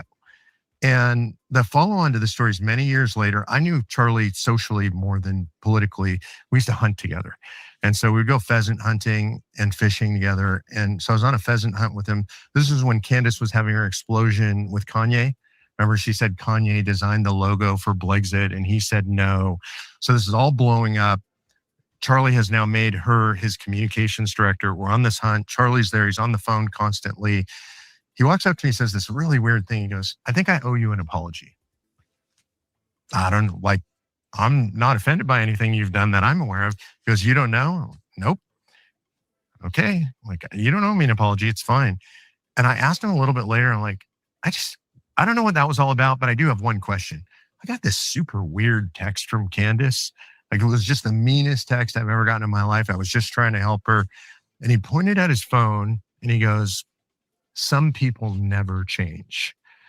And that to me was the beginning of a through line, right? Like, I saw, okay, I don't know what's going on with her and Charlie, but it's bad and she's being vicious. She was bad and vicious to me. She then goes to PragerU. And I kind of tried to warn the PragerU folks, like, can't tell you exactly what's going to happen, but it's probably not going to be good. She leaves PragerU. I get told by folks at PragerU, pretty ugly. She ends up at Daily Wire. I'm like, oh my God, my friends at DW. This is so bad. Obviously, it goes poorly. There is a through line from the day I met her that she is a vicious, psychotic person. Wow. Crazy, right? Wow. Yeah. Ooh. Crazy. Vicious, psychotic. Uh-huh. Tell us what you really think, buddy. I think oh my God, go ahead. Ooh. Can you look at that video and see what his name was? Because it's killing me that I can't remember what it was. I won't be able to sleep tonight. Of course, I can look it up after the show. Oh, you good? Is it Mark Meckler? Mark Meckler, that's the one. Yeah, okay. Michael Malice is the one. He's the anarchist guy. He's a different dude. Michael Malice is. That's. Mark Meckler. Yeah, he's got a thing. Convention of Convention of the States. He's trying to do that whole Convention of the States thing for. Well, that's a long story, but anyway, yeah, it was interesting to hear him give that account, and when you couple that with. Wow. Some of the softer language that TPUSA uses about the whole situation, and what Tim Pool says that he saw, Mark Meckler was pretty, just not really holding anything back about his experience with her. This is wow. I wish Daily Wire would have took heed. Like I said, I didn't follow her like that or everywhere she worked. But when you have people that high ranking in these organizations that can all say the same thing about you, that's called consistency. That's not something you fake. Nope. That's who you are. It's just that simple. Yeah, exactly. Yeah. It's this pattern. And when things don't go your way, you become vicious and psychotic. Like, that is so extreme. This is why I'm like, she definitely needs to get many psychiatric evaluations done, because that's not normal. Going from one extreme to another, like to go from this man is giving you $2,000 a month, tax-free, perhaps, to live, and all you have to do is what? Talk, speak, and out of nowhere, it's like a whole nother personality takes place. Mm-hmm. That's the sign of someone with some sort of schizo, multiple personality type disorder. And we all know she's a narcissist. Oh, yeah. Candace does not care about being hypocritical or about lying. Those are the things that narcissists do not care about. They could care less that they're being hypocritical. Hypocrisy is just lying, except you're trying to cover it up and be deceptive with it. So narcissists don't care about it.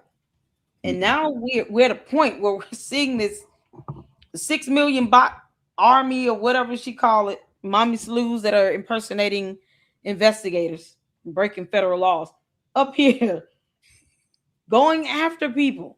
If even if you're giving constructive criticism, now you're going to be subjected to that type of response.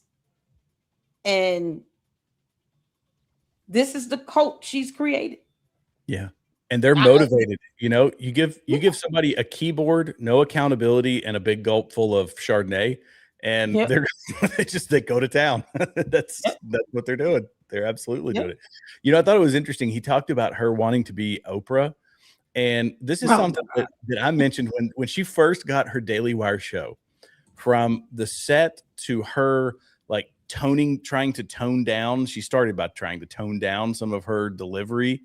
And even the logo, the C, you know, it was just Candace. That's all it was. It was just Candace. It was all branded almost identical to how they had branded Oprah. It was so obvious to me. And I said, they're trying to make this woman Oprah. That's what they're really trying to do.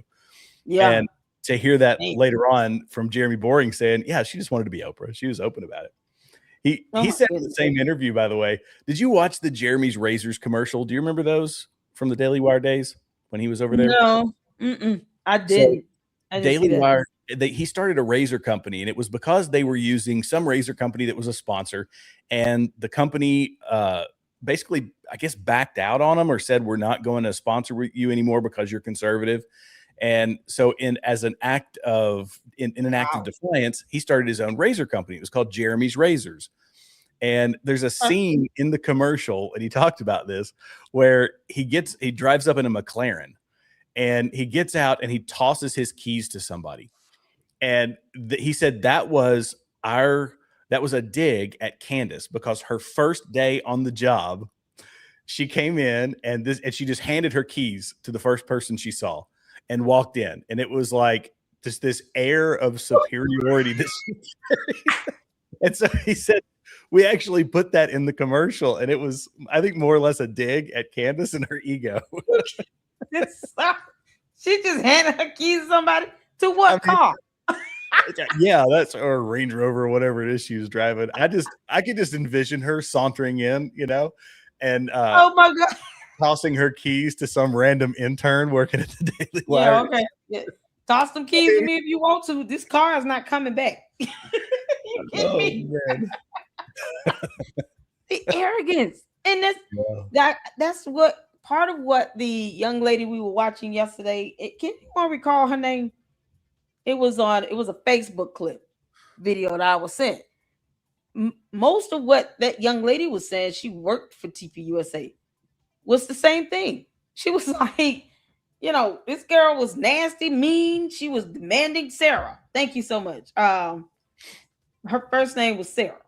Okay. And she worked at TPUSA, and she was like, this girl was mean and nasty, you know, and she attended UVU. She was like, my interactions with Candace have been all negative because of this, you know, disgusting, repulsive behavior. I mean, to have that level of arrogance about yourself, and you are lying to people saying, hey, I grew up from the in the rough area of town where I was kicked out at 14 and had lived with my boyfriend for 6 months and the blah, blah, blah.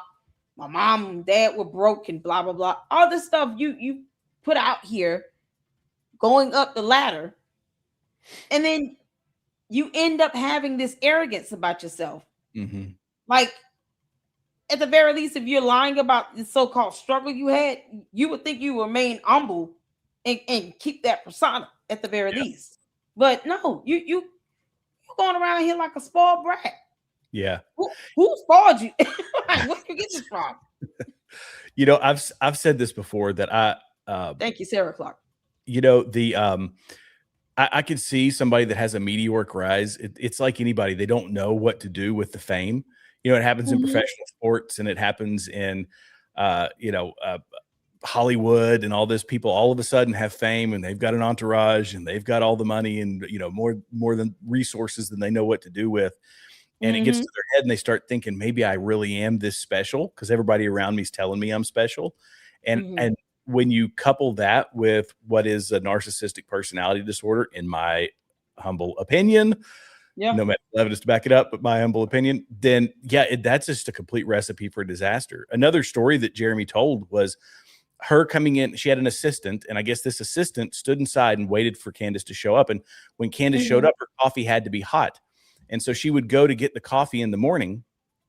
And he said she kept going every couple of minutes to heat it up because it had to be perfectly hot. And she was just waiting on Candace to show. He said, well, when does she usually show up? And she was like, sometime between 9 and 11. So there's like this 2-hour window where she's not showing up, but her assistant, she shows up in that window, you better have hot coffee ready for Miss Owens. I mean, just disgusting. At that point, you have completely lost track of. You're not living in the real world at that point. You're no longer grounded. Your ego is in full control, and you are convinced of your own, self-importance. And I, sympathetically, I could say that would be a hard thing to overcome. But I don't know about you, but I'm speaking for myself. I have there's something called imposter syndrome, where it's like this thing where even though you're capable of doing what you're doing, you still like doubt your ability to do it. And honestly, for me, I don't know if that's what it is per se, but for me, I just I double and triple think everything that I put out. And sometimes I overanalyze. And in fact, this is why I made so many videos before I ever posted a video. I probably, of the however many hundred are on my channel, there's probably 300 or 400 that I made that I didn't post because I didn't say that exactly right. I didn't do this exactly right. And I was over analyzing myself, and that little mistake, I shouldn't say it that way. It was just this hyper analysis of putting something out there forever and ever. And what I've found is that when I do live streams, if I'm on a live stream, I'm held accountable by an audience, and I'm held accountable by people who will call me if nothing ever intentionally BS, but if I say something that's wrong, I have an audience that will correct me. But I'm accountable to those people because whether it's Jujubee or Megan, I saw her in here, whether it's Grim Princess, I'm accountable for the information that I give them, the opinions that I give them, and that is the best environment for me to work in, because I'm the syndrome is I'm terrified of giving somebody bad data. Like, I don't want to ever be the guy who's giving the audience bad data. And I still, I guess the part of it is, this is me kind of opening up to your audience here. Open on up. It's all good. Is that I still get surprised every time, because I've got a great audience, and we've obviously got some crossover. I saw Lynn in here. Jujubee is over on my channel. But absolutely. I still get surprised every time I come on, and you get these great people that come on and listen to the stuff you're saying. And I take it as an honor, but I also take it as a responsibility. And Candace doesn't. She takes it as it is all about herself. And she's got the fake outrage and the fake benevolence of saying, no, I'm doing this for Charlie. I'm doing this for Charlie. It's not. She's not. It's not. No, it's not what she's. Sorry, that was a long diatribe. I didn't mean to get into that one. But you're good. You're good. That's what we here. Listen, that's what we here for. We having these conversations up in here. Adri's in here too. Adri Unfiltered. She's in here too. That's great. She's a good one. Yeah. Shout out to all of you all. And that's what the whole point of this is. It's to understand, like, this is what we're dealing with. This is, everybody have their own approach to, Candace and this topic of her being malicious in every way, seems like now. And that the accountability always has to be at the core, at the forefront. It has to be the foundation. When I posted the law regarding her doxing a police chief or police sergeant, the one thing that her cult members could not do is say this is not factually correct. They're just mad because she's being reported. We don't care about that. But the facts still remain at the end of the day. Yeah. And it doesn't change the fact that Candace needs to be held accountable. It simply doesn't.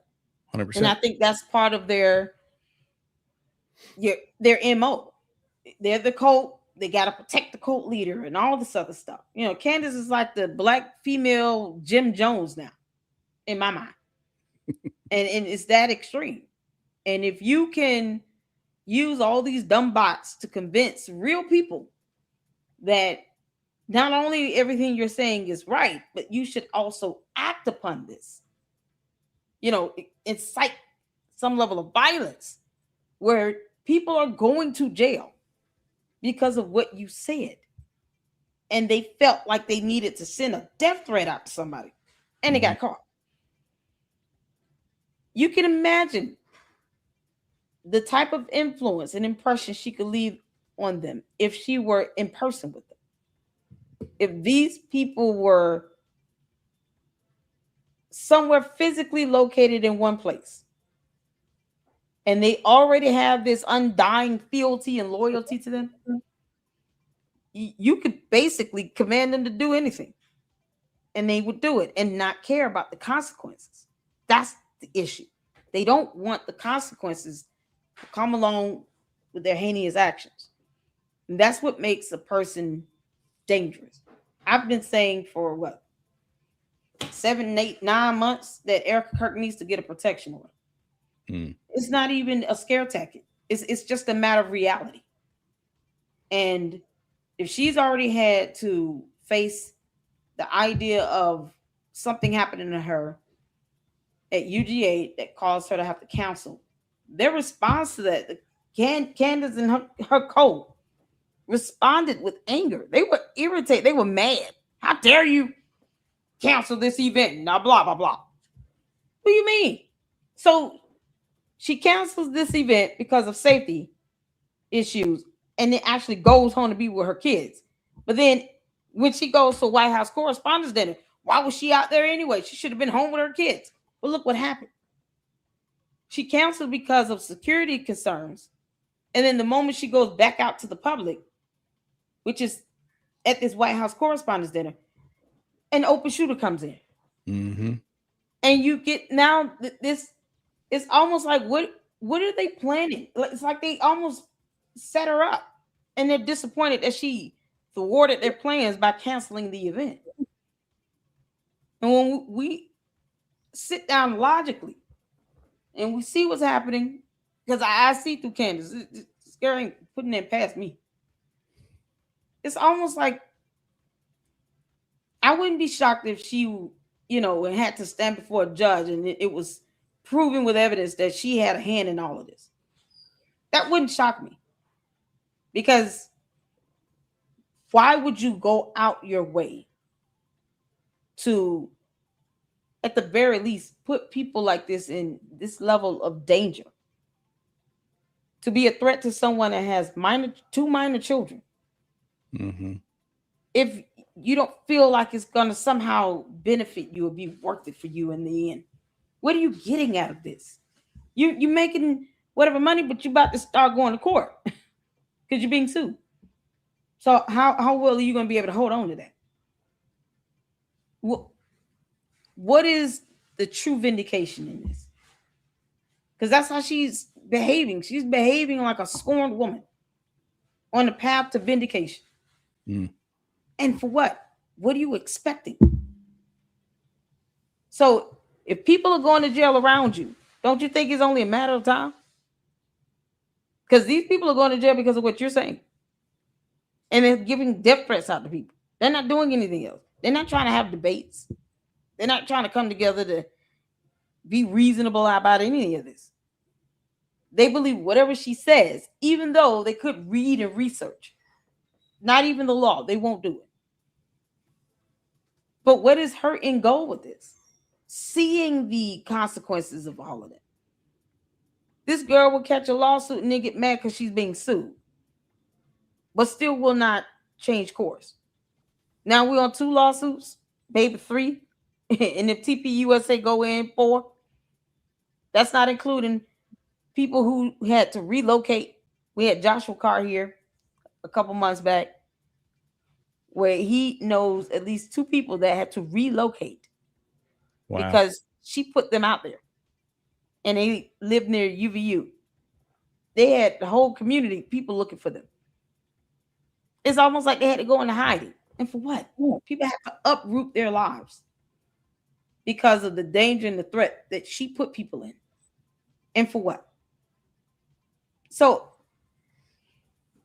for me personally, I feel like, looking at her pattern of behavior and the way she's handling this whole situation and the backlash is coming with this. I mean, the death threats, putting Erica Kirk's safety in danger. Why put anything past someone like her? And like I said, I do watch true crime, a lot of true crime. And I think one of the things that most people get stumped at is when you see somebody like a Candace, and then when something major happens, people are like, oh man, I didn't know she was capable of doing that. I can't believe it. She went in and took out the whole household. And I'm sitting back like, I saw the signs. Mm-hmm. I don't owe her the benefit of the doubt. And I see what the extent, the button she's willing to push and how far she's truly willing to go, even by proxy through her cult members, where they're people sitting in jail. They're giving up their liberty and freedom for this. It is classic cult-like behavior, cult-like personality with her, the narcissism. Mm-hmm. You all said in the chat, the narcissistic personality disorder on steroids with impunity. Now you're doing this with you don't think you're supposed to suffer consequences. You're believing that you're above the rule of law. What's really keeping her at bay here at this point? That's how, and I see that each day it's like worse and worse and worse and worse. What's truly keeping her at bay at this point? It's almost like a loose cannon. We're just expecting her to explode at some point.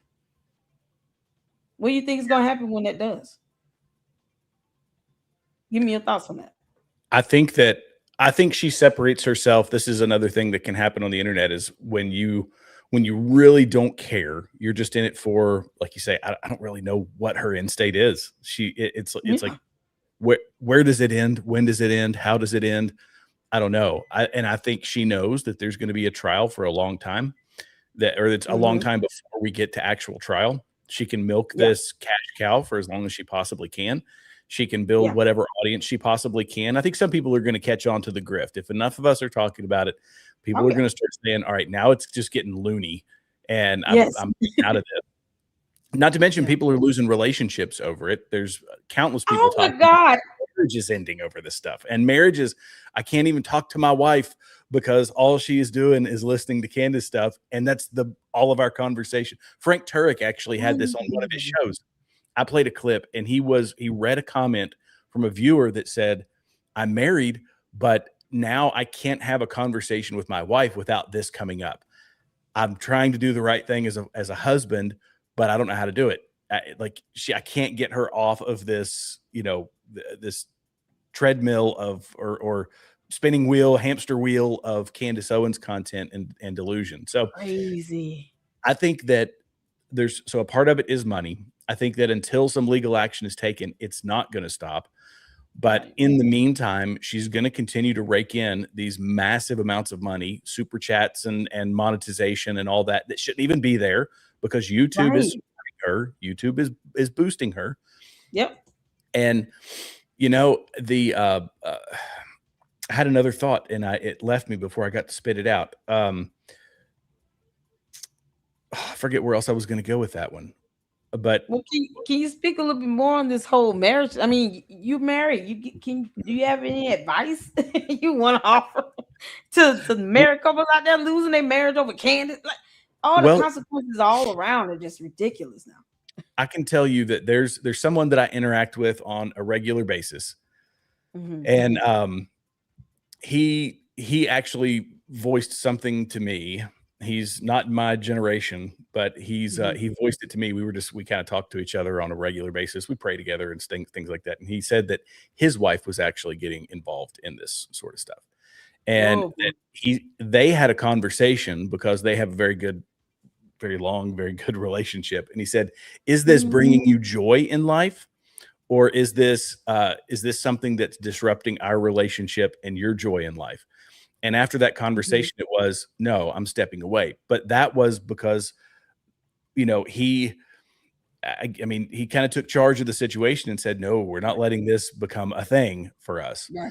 And she had the, self-control and understood, and they kind of hashed it out. I don't know all the details of how it went, but that was it. But she got sucked into it and was constantly talking about, did you know Erica Kirk did this? Did you know this about Erica Kirk? Did you know this about that? And he's like, whoa, whoa, whoa, whoa, whoa. Is this stuff bringing you joy in life, or is this something that you're feeding on the anger that comes with it? And it was the latter. So that's the thing, strong relationships. That's how, if someone is getting obsessed with, it could be anything. You're obsessed with anything. Absolutely. The other person in the relationship, whether that's the man or the woman, like, you got to be honest with the person you're with. This is not worth a marriage, a covenant in front of God like that. It ain't worth it. I'm sorry, not at all. Owens is not worth it, and her drama is not worth it. Not at all. That's the way I look at it. But I think about God. What's that? I was gonna say, people losing their marriage and stuff. It's oh man, it's so not worth it. And at the end of the day, she's not stunning any of these people. Like, she's not stunning anybody. She barely talks about George. It's like, well, that's the other thing. She never brings it up. She never brings up her husband. That's a key component. She does not talk about George. Yeah, and that's how he get a black eye. How did George get a black eye? You can't make this up. I wouldn't listen.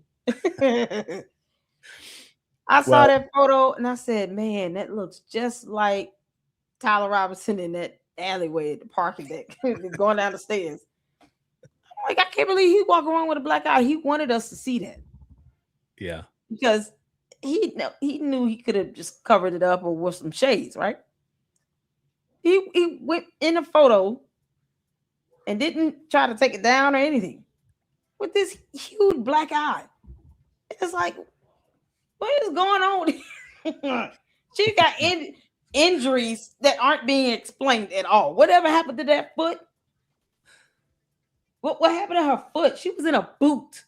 Oh, yeah, that's right. She was, wasn't she? Yeah. It's like, what is going on? You got a boot on, walking around with this little scooter thing. He's got a black eye.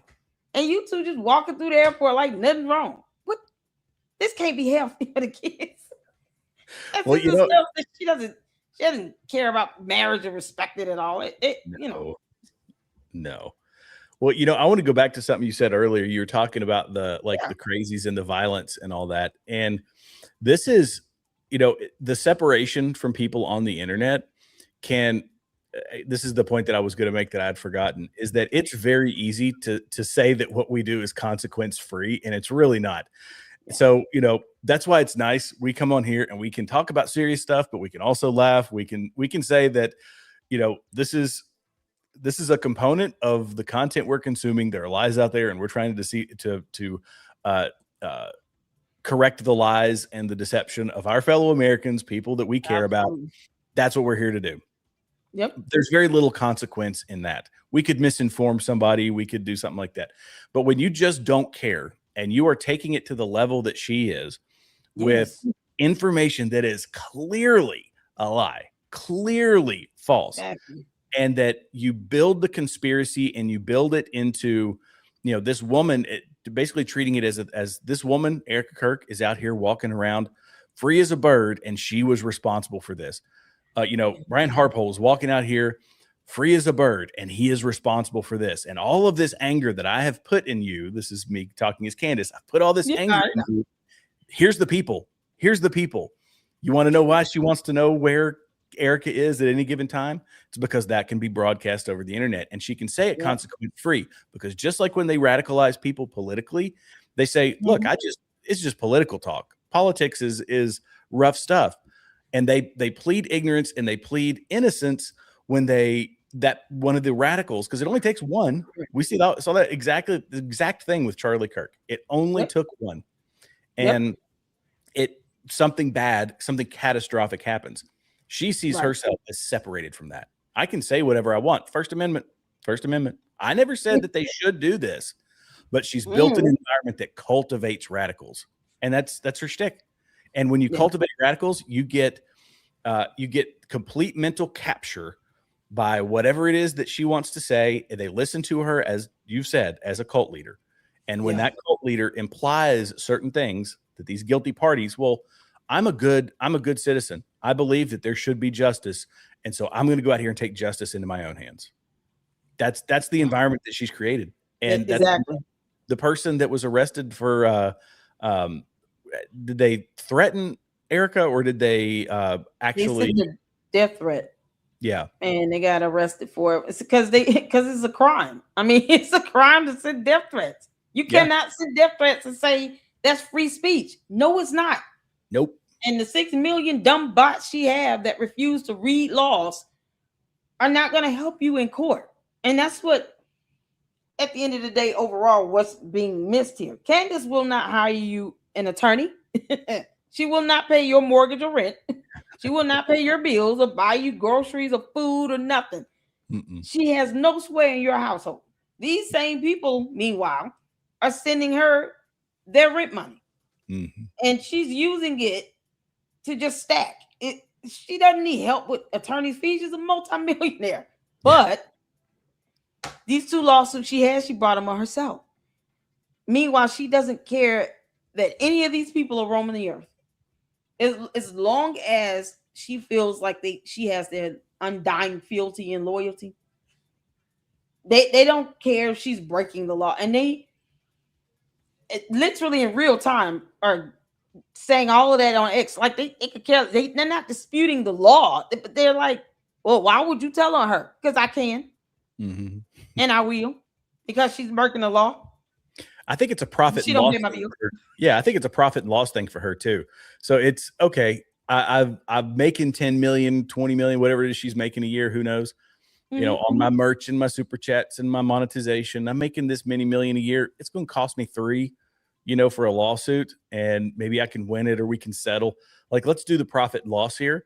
And if I'm still netting $1 million, $2 million, because she's apparently got a small team of people, she doesn't have a ton of employees. I heard she's only got like 3 or 4 people working for her. That's pretty low overhead for somebody that's making as much money as she is. She says, I keep the racket going. It's only cost me $1 million a year in lawyers. That's nothing. That's peanuts. Come on, let's just keep this thing going. And she's yielding money too. That, come on, her husband's a British lord. Those people know how to hide their money. They've got it slid into nonprofits and other things. And it's all covered. And when just like with Alex Jones, when they came after Alex Jones, and he's like, I don't have any money. It's like he still got to pay that settlement though. You got to pay that settlement. You won't. But see, that's the thing. Candace can't decry it, because then what they're gonna do is say, okay, well, the potential earnings that you have coming in, a percentage of this is going over here. Keep on playing. And yes, we do consider combined income for the household. So George, where your checkbook? Like that, he's gonna realize the hard way. Like, oh, I should have divorced you a long time ago. Get out of my house. I'm going home to my mother. Like he's gonna be so mad. We realize I do have to help you pay this lawsuit. Wow, because he's not gonna be able to justify all that. And honestly, I've said this several times. Erica Kirk needs to get a protection order against Candace Owens, or a restraining order. And if she sues, name George Farmer, because then he'll understand. You have the ability to put a kibosh on some of this stuff, because the threats and all of that is not protected free speech. And you had the ability to try to rein this in or report it, and you were reckless and negligent, and you didn't. And now you have this woman and her safety and her 2 kids' safety at jeopardy. And it's opposed to you doing the right thing and saying, you need to cut this nonsense out. We got 4 kids. You don't know who you're pissing off. And I'm not in the mood. Like I don't want to have to sit here and defend the whole household because of your nonsense and buffoonery. He needs to be named just for the negligence. Just because he enabled this to go on for as long as it's been going on. And at the end of the day, what evidence do you have to support any of this crap you're saying? Yeah. Let me ask you a question though. With a protective order, so the threat itself wouldn't be from Candace, it would be from her followers. Does it cover, how does that work? Is it online content? Can it include that? Or because I really don't know. I don't know anything about protective orders. No, so the protection is fine. It's the protection order would be to shield you from physical threats, or harm, threats of bodily injury or harm. Because Candace already said that she has direct sources and contacts living in Erica Kirk's residential building, at the very least, that is, you're still orchestrating the stalking behavior. Okay. Because who says that? Like me saying I have 2 people living on your street, always watching and listening everywhere you go. You'd be like, so you're stalking me. Like that's because that's what that comes out to be. This unwanted, attention that no one needs and no one asks for, and Erica Kirk deserves the right to live in peace. The restraining order or an injunction for harassment would be for the social media, the videos, the verbal. Because that's mainly where this is stemming off from. So I say that she should get a physical, like a protection order, because she's received death threats. And that's what the law states. When you're starting to get death threats for someone that wants to do bodily injury and harm to you, that is going into, that speaks to what stalking is. And in the state of Arizona where she lives, it's a class 3 or class 5 felony. So let's say there are 2 people living in her building. They're communicating with Candace. She'll be held accountable because she's orchestrating and directing the stalking behavior. She's aiding in that. Whether she physically is there or not is irrelevant. She could still get hit with charges and be held legally liable with a lawsuit. Now, the 2 people living in the building would be named for the protection order because they are physically located there. And if they are actively stalking her, then they can get hit with that. And if they violate it, they go to jail. So I just, and it's another protective measure for her, because at the end of the day, if Candace violates a court order, she will be held in contempt. And she will go to jail. And depending on what it is that, the violation itself, that's where it becomes criminal. So with the restraining order, that's typically considered a civil matter. But if she violates it, now it becomes criminal. They can have her locked up. And this is what she's willing to risk. And I'm just like, okay, cool. We'll just keep reporting you to the police and to the FBI, because you have no reason to do that. There is absolutely no reason for anyone to ever say, yeah, obviously I have direct sources and contacts living in her residential building. What do you mean? That's the craziest thing ever. No one says that. No one needs to say that. But, I'm gonna be honest. I feel like she's been stalking this whole time, like for years. For however long Charlie and Erica Kirk lived there, she's probably been stalking them since then. I wouldn't put that past her. That's just how I feel about it. Because if she's psycho enough to say that, she's certainly psycho enough to have stalked and kept up this behavior. When she's doxing for almost 8 years plus, she'll do anything else. And she doesn't care about the fact that it's harassment and you're inciting violence. You're causing people to have death threats sent their way. When that happens, that's not protected speech. That's not journalism. That's not First Amendment rights. That's not reporting anything. That is illegal. And so hopefully Erica Kirk gets that done, because I don't put anything past Candace at this point. I feel like if Candace were to see that girl, she probably would physically do something to her. She's kind of like at least in the social media space, I think she feels kind of like a cornered pit bull, and what's it going to do? It's going to bite. So she doesn't know how to tone down. All she knows how to do is escalate. And that's what she keeps doing, is just escalate and escalate. And until something is done, it's just, it's not going to stop. Like this is the world we're in right now.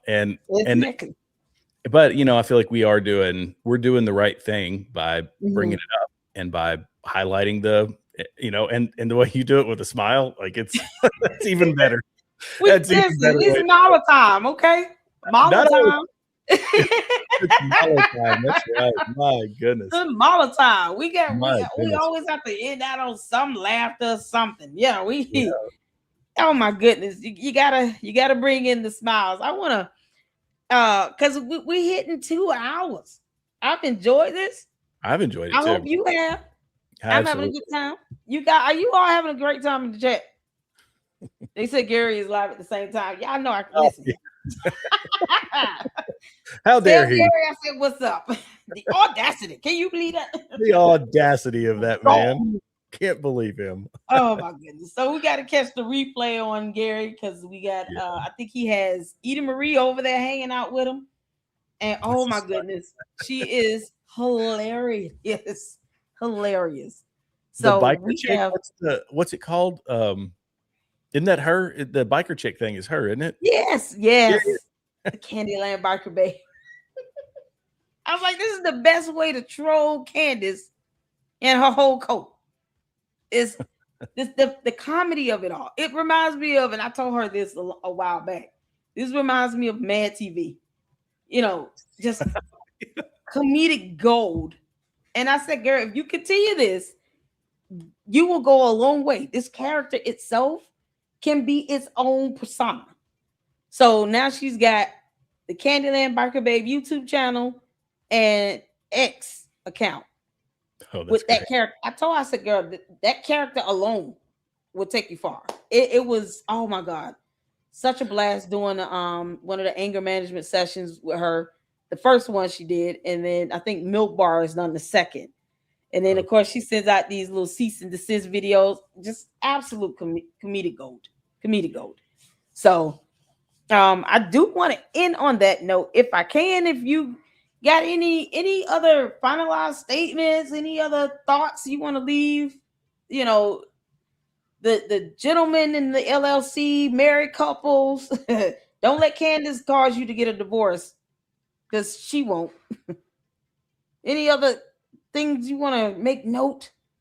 No, not really. I feel like we covered it all. I've enjoyed this. This has been so much fun. It's such a welcome reprieve. A lot of times on my show, I'm very serious. I try to do some light stuff, but it's just so easy with you. It's so much fun. I enjoyed it.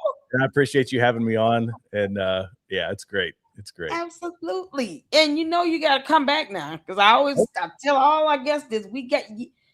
Don't be scared to come back. Come hang out with us. Hop in. Chat out with us. Saturday, we're going to have Nick Brooks. Tomorrow, we're going to be with The Whole Truth. He's an attorney. Oh, I actually have I've talked to him some, because on that same day that I was hosting Gary's show, he came on. He'd been on the day before, and he came on to help me answer some questions. So yeah, Gil is his name. He's good. He's a good dude. So, yeah. Fantastic. Okay. Oh man, I'm excited. He reached out, and I was like, yes, come on in here. You an attorney? I love speaking with attorneys, because I'm not an attorney, but what I am is a connoisseur of reading laws. And I love getting the legal perspective from those who are lawyers or attorneys, because they study and they know. And tomorrow we'll be able to ask about a couple scenarios regarding the possibility of Erica Kirk's lawsuit, TPUSA, if they sue, what the outcomes could be for the lawsuits that are already out there, the Brigitte Macron and Brian Harper lawsuit. I think Brian Harper could literally get just a settlement offer, hands down. It wouldn't be hard for him.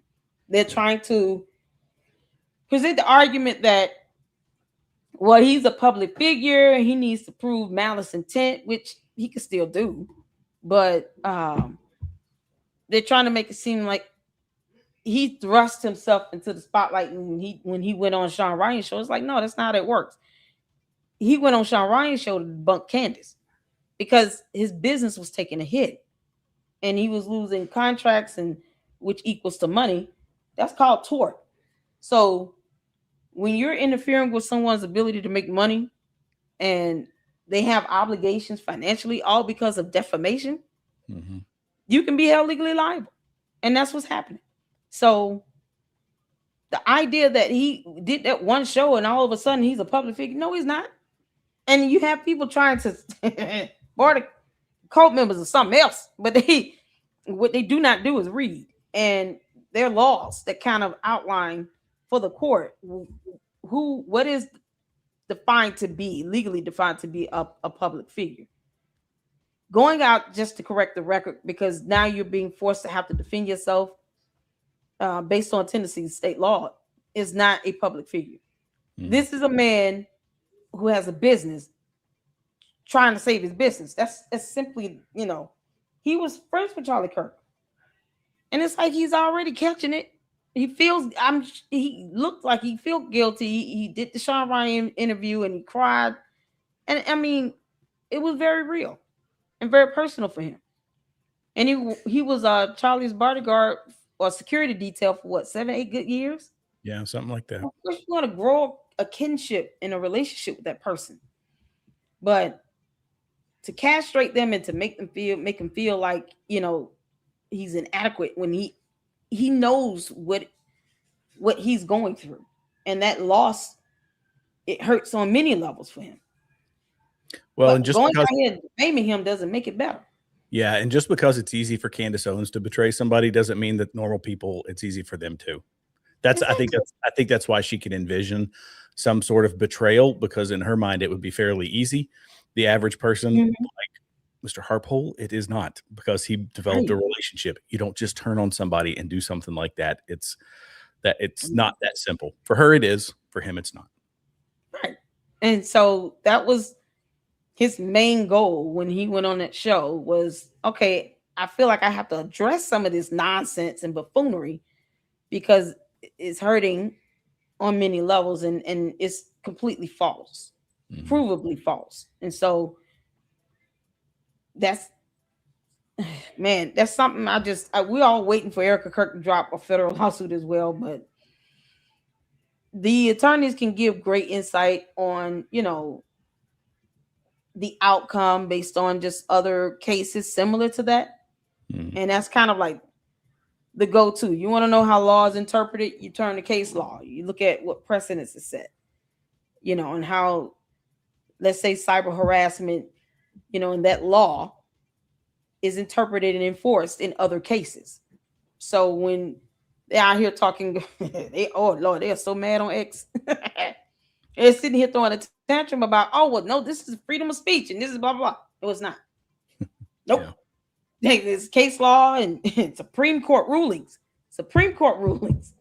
that have already defined and interpreted what cyber harassment is versus First Amendment rights, protection of freedom of speech and the public, the right, freedom of press with the media, and what our standards should be and what our restrictions should be.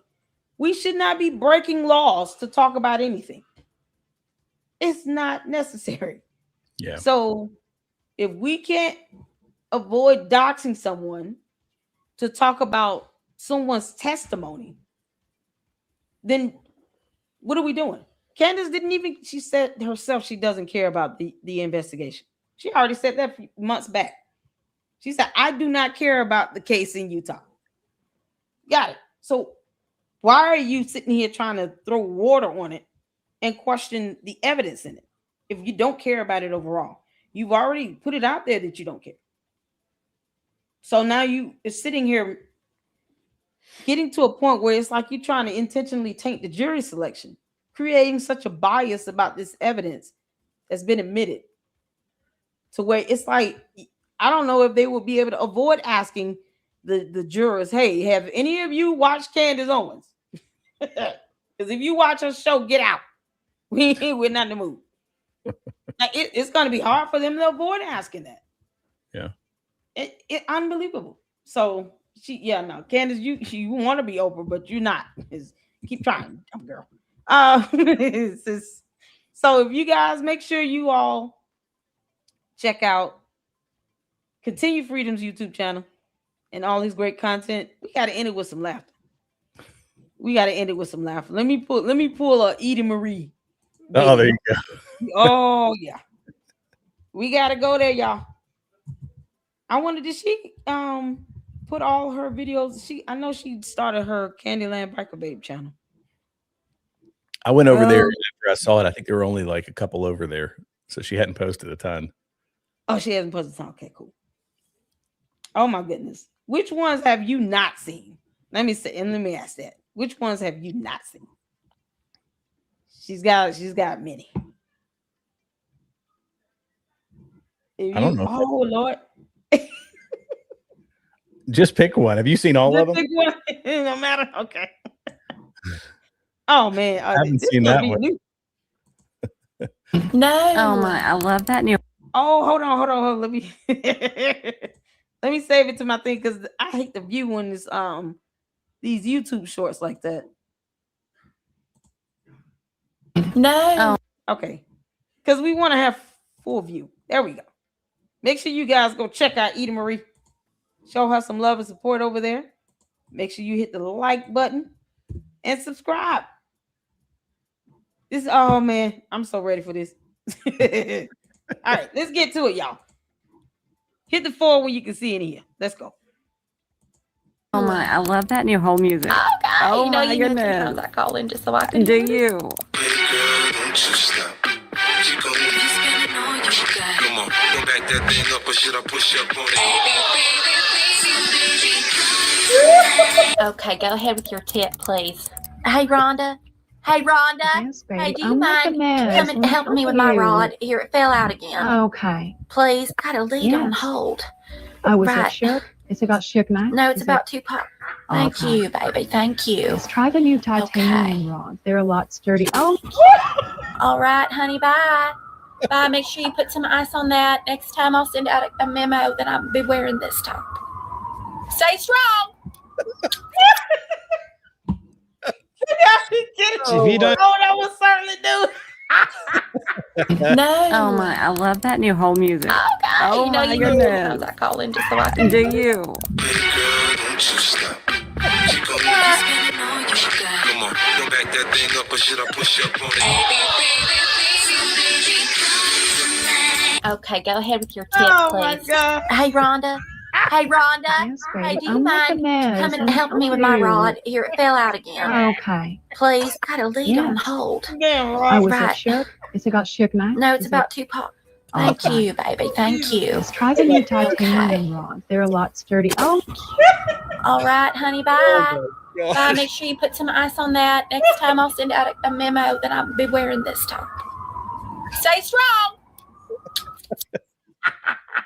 If you don't believe that all roads, yeah, shout out to the story, Mike. You can't make this. Wow. That's really funny. Oh my God. Yeah, I know I'm gonna see that 6 more times before I go to bed. Oh, that's funny. Oh my God. I said, girl, you are a genius. I don't know if you know what you've stumbled across. Oh God, my goodness, but you might want to keep at it with Candyland Biker Babe 7000. I told y'all, I said, man, that's a whole character. It is. That's a good one. I like it.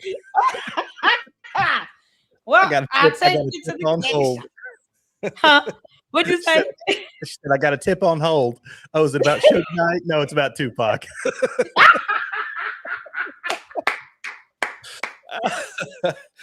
Oh my God! I was done at the candy shop song. That's funny.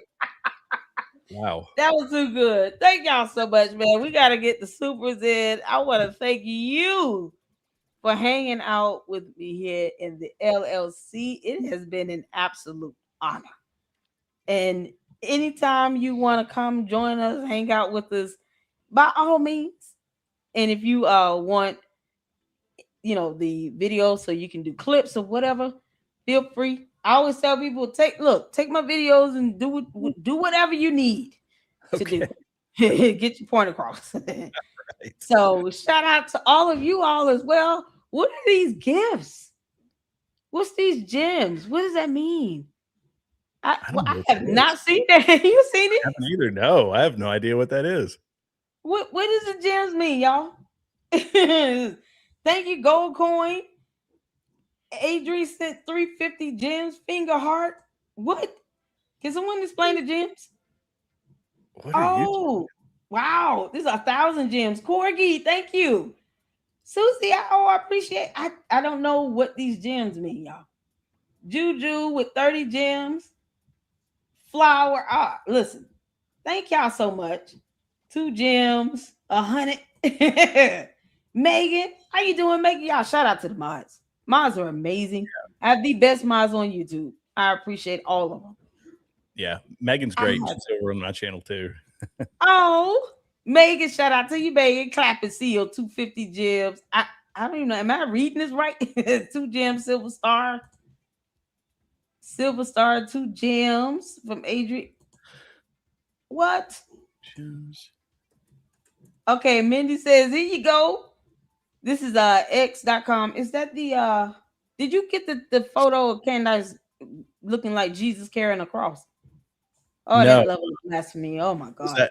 Was that over in that's over in the it's on X. Yeah, I didn't get it. I didn't see it. At least I didn't get a tag. Mindy, do you think you can tag? It's just at continue freedom. Yeah. Okay. I have to scroll down and look for when I say I got tagged on a lot today. Oh, the cultists. Oh, the bots are so mad. It's so big mad. Oh, are there bots in here that are mad? Oh, the bots and the cult members are so bad. They don't like laws and stuff. The laws. Okay. Bless. I will have to scroll through it to find the photo and send it to you. Okay. Yep, I sure will, because this child. It boils your blood. Jeep Lady with 800 gems, turn it up. And Sal's with 10 gems, gold coin. Listen, thank you all so much. I have no idea what these gems are, but I appreciate it nonetheless. I have no idea. And I want to thank you all for praying for me, and I will continue to pray for all of you all. Let's pray that whatever happens financially needs to happen. If I have to get another job or this works out, let it happen in due time. So I appreciate all of you all and your support. Thank you so much for tuning in with us and for hanging out with us. Is there anything new or exciting you got coming up? Oh, me? No. Yeah. I'll be doing, let's see. I think I'm going to be on Gary's show tomorrow. Okay. Mindy, I see the Mindy tagged me on it. Okay. Here in the next day or two, I don't know. I need to look and see. So I've got that. I'll be doing my usual live streams probably for the rest of the week. So starting tomorrow. So I'll do Thursday, Friday, Saturday this week. And yeah, tune in. I wish I could give a specific time. I try to do it around 6 p.m., but it varies. So just go subscribe, hit the notification bell, and check. I tell everybody, check in on me every now and then because YouTube likes to not give out notifications. You know how that goes. Exactly. Yeah, that happens with me too. It's so weird. So you guys make sure you have all notifications turned on.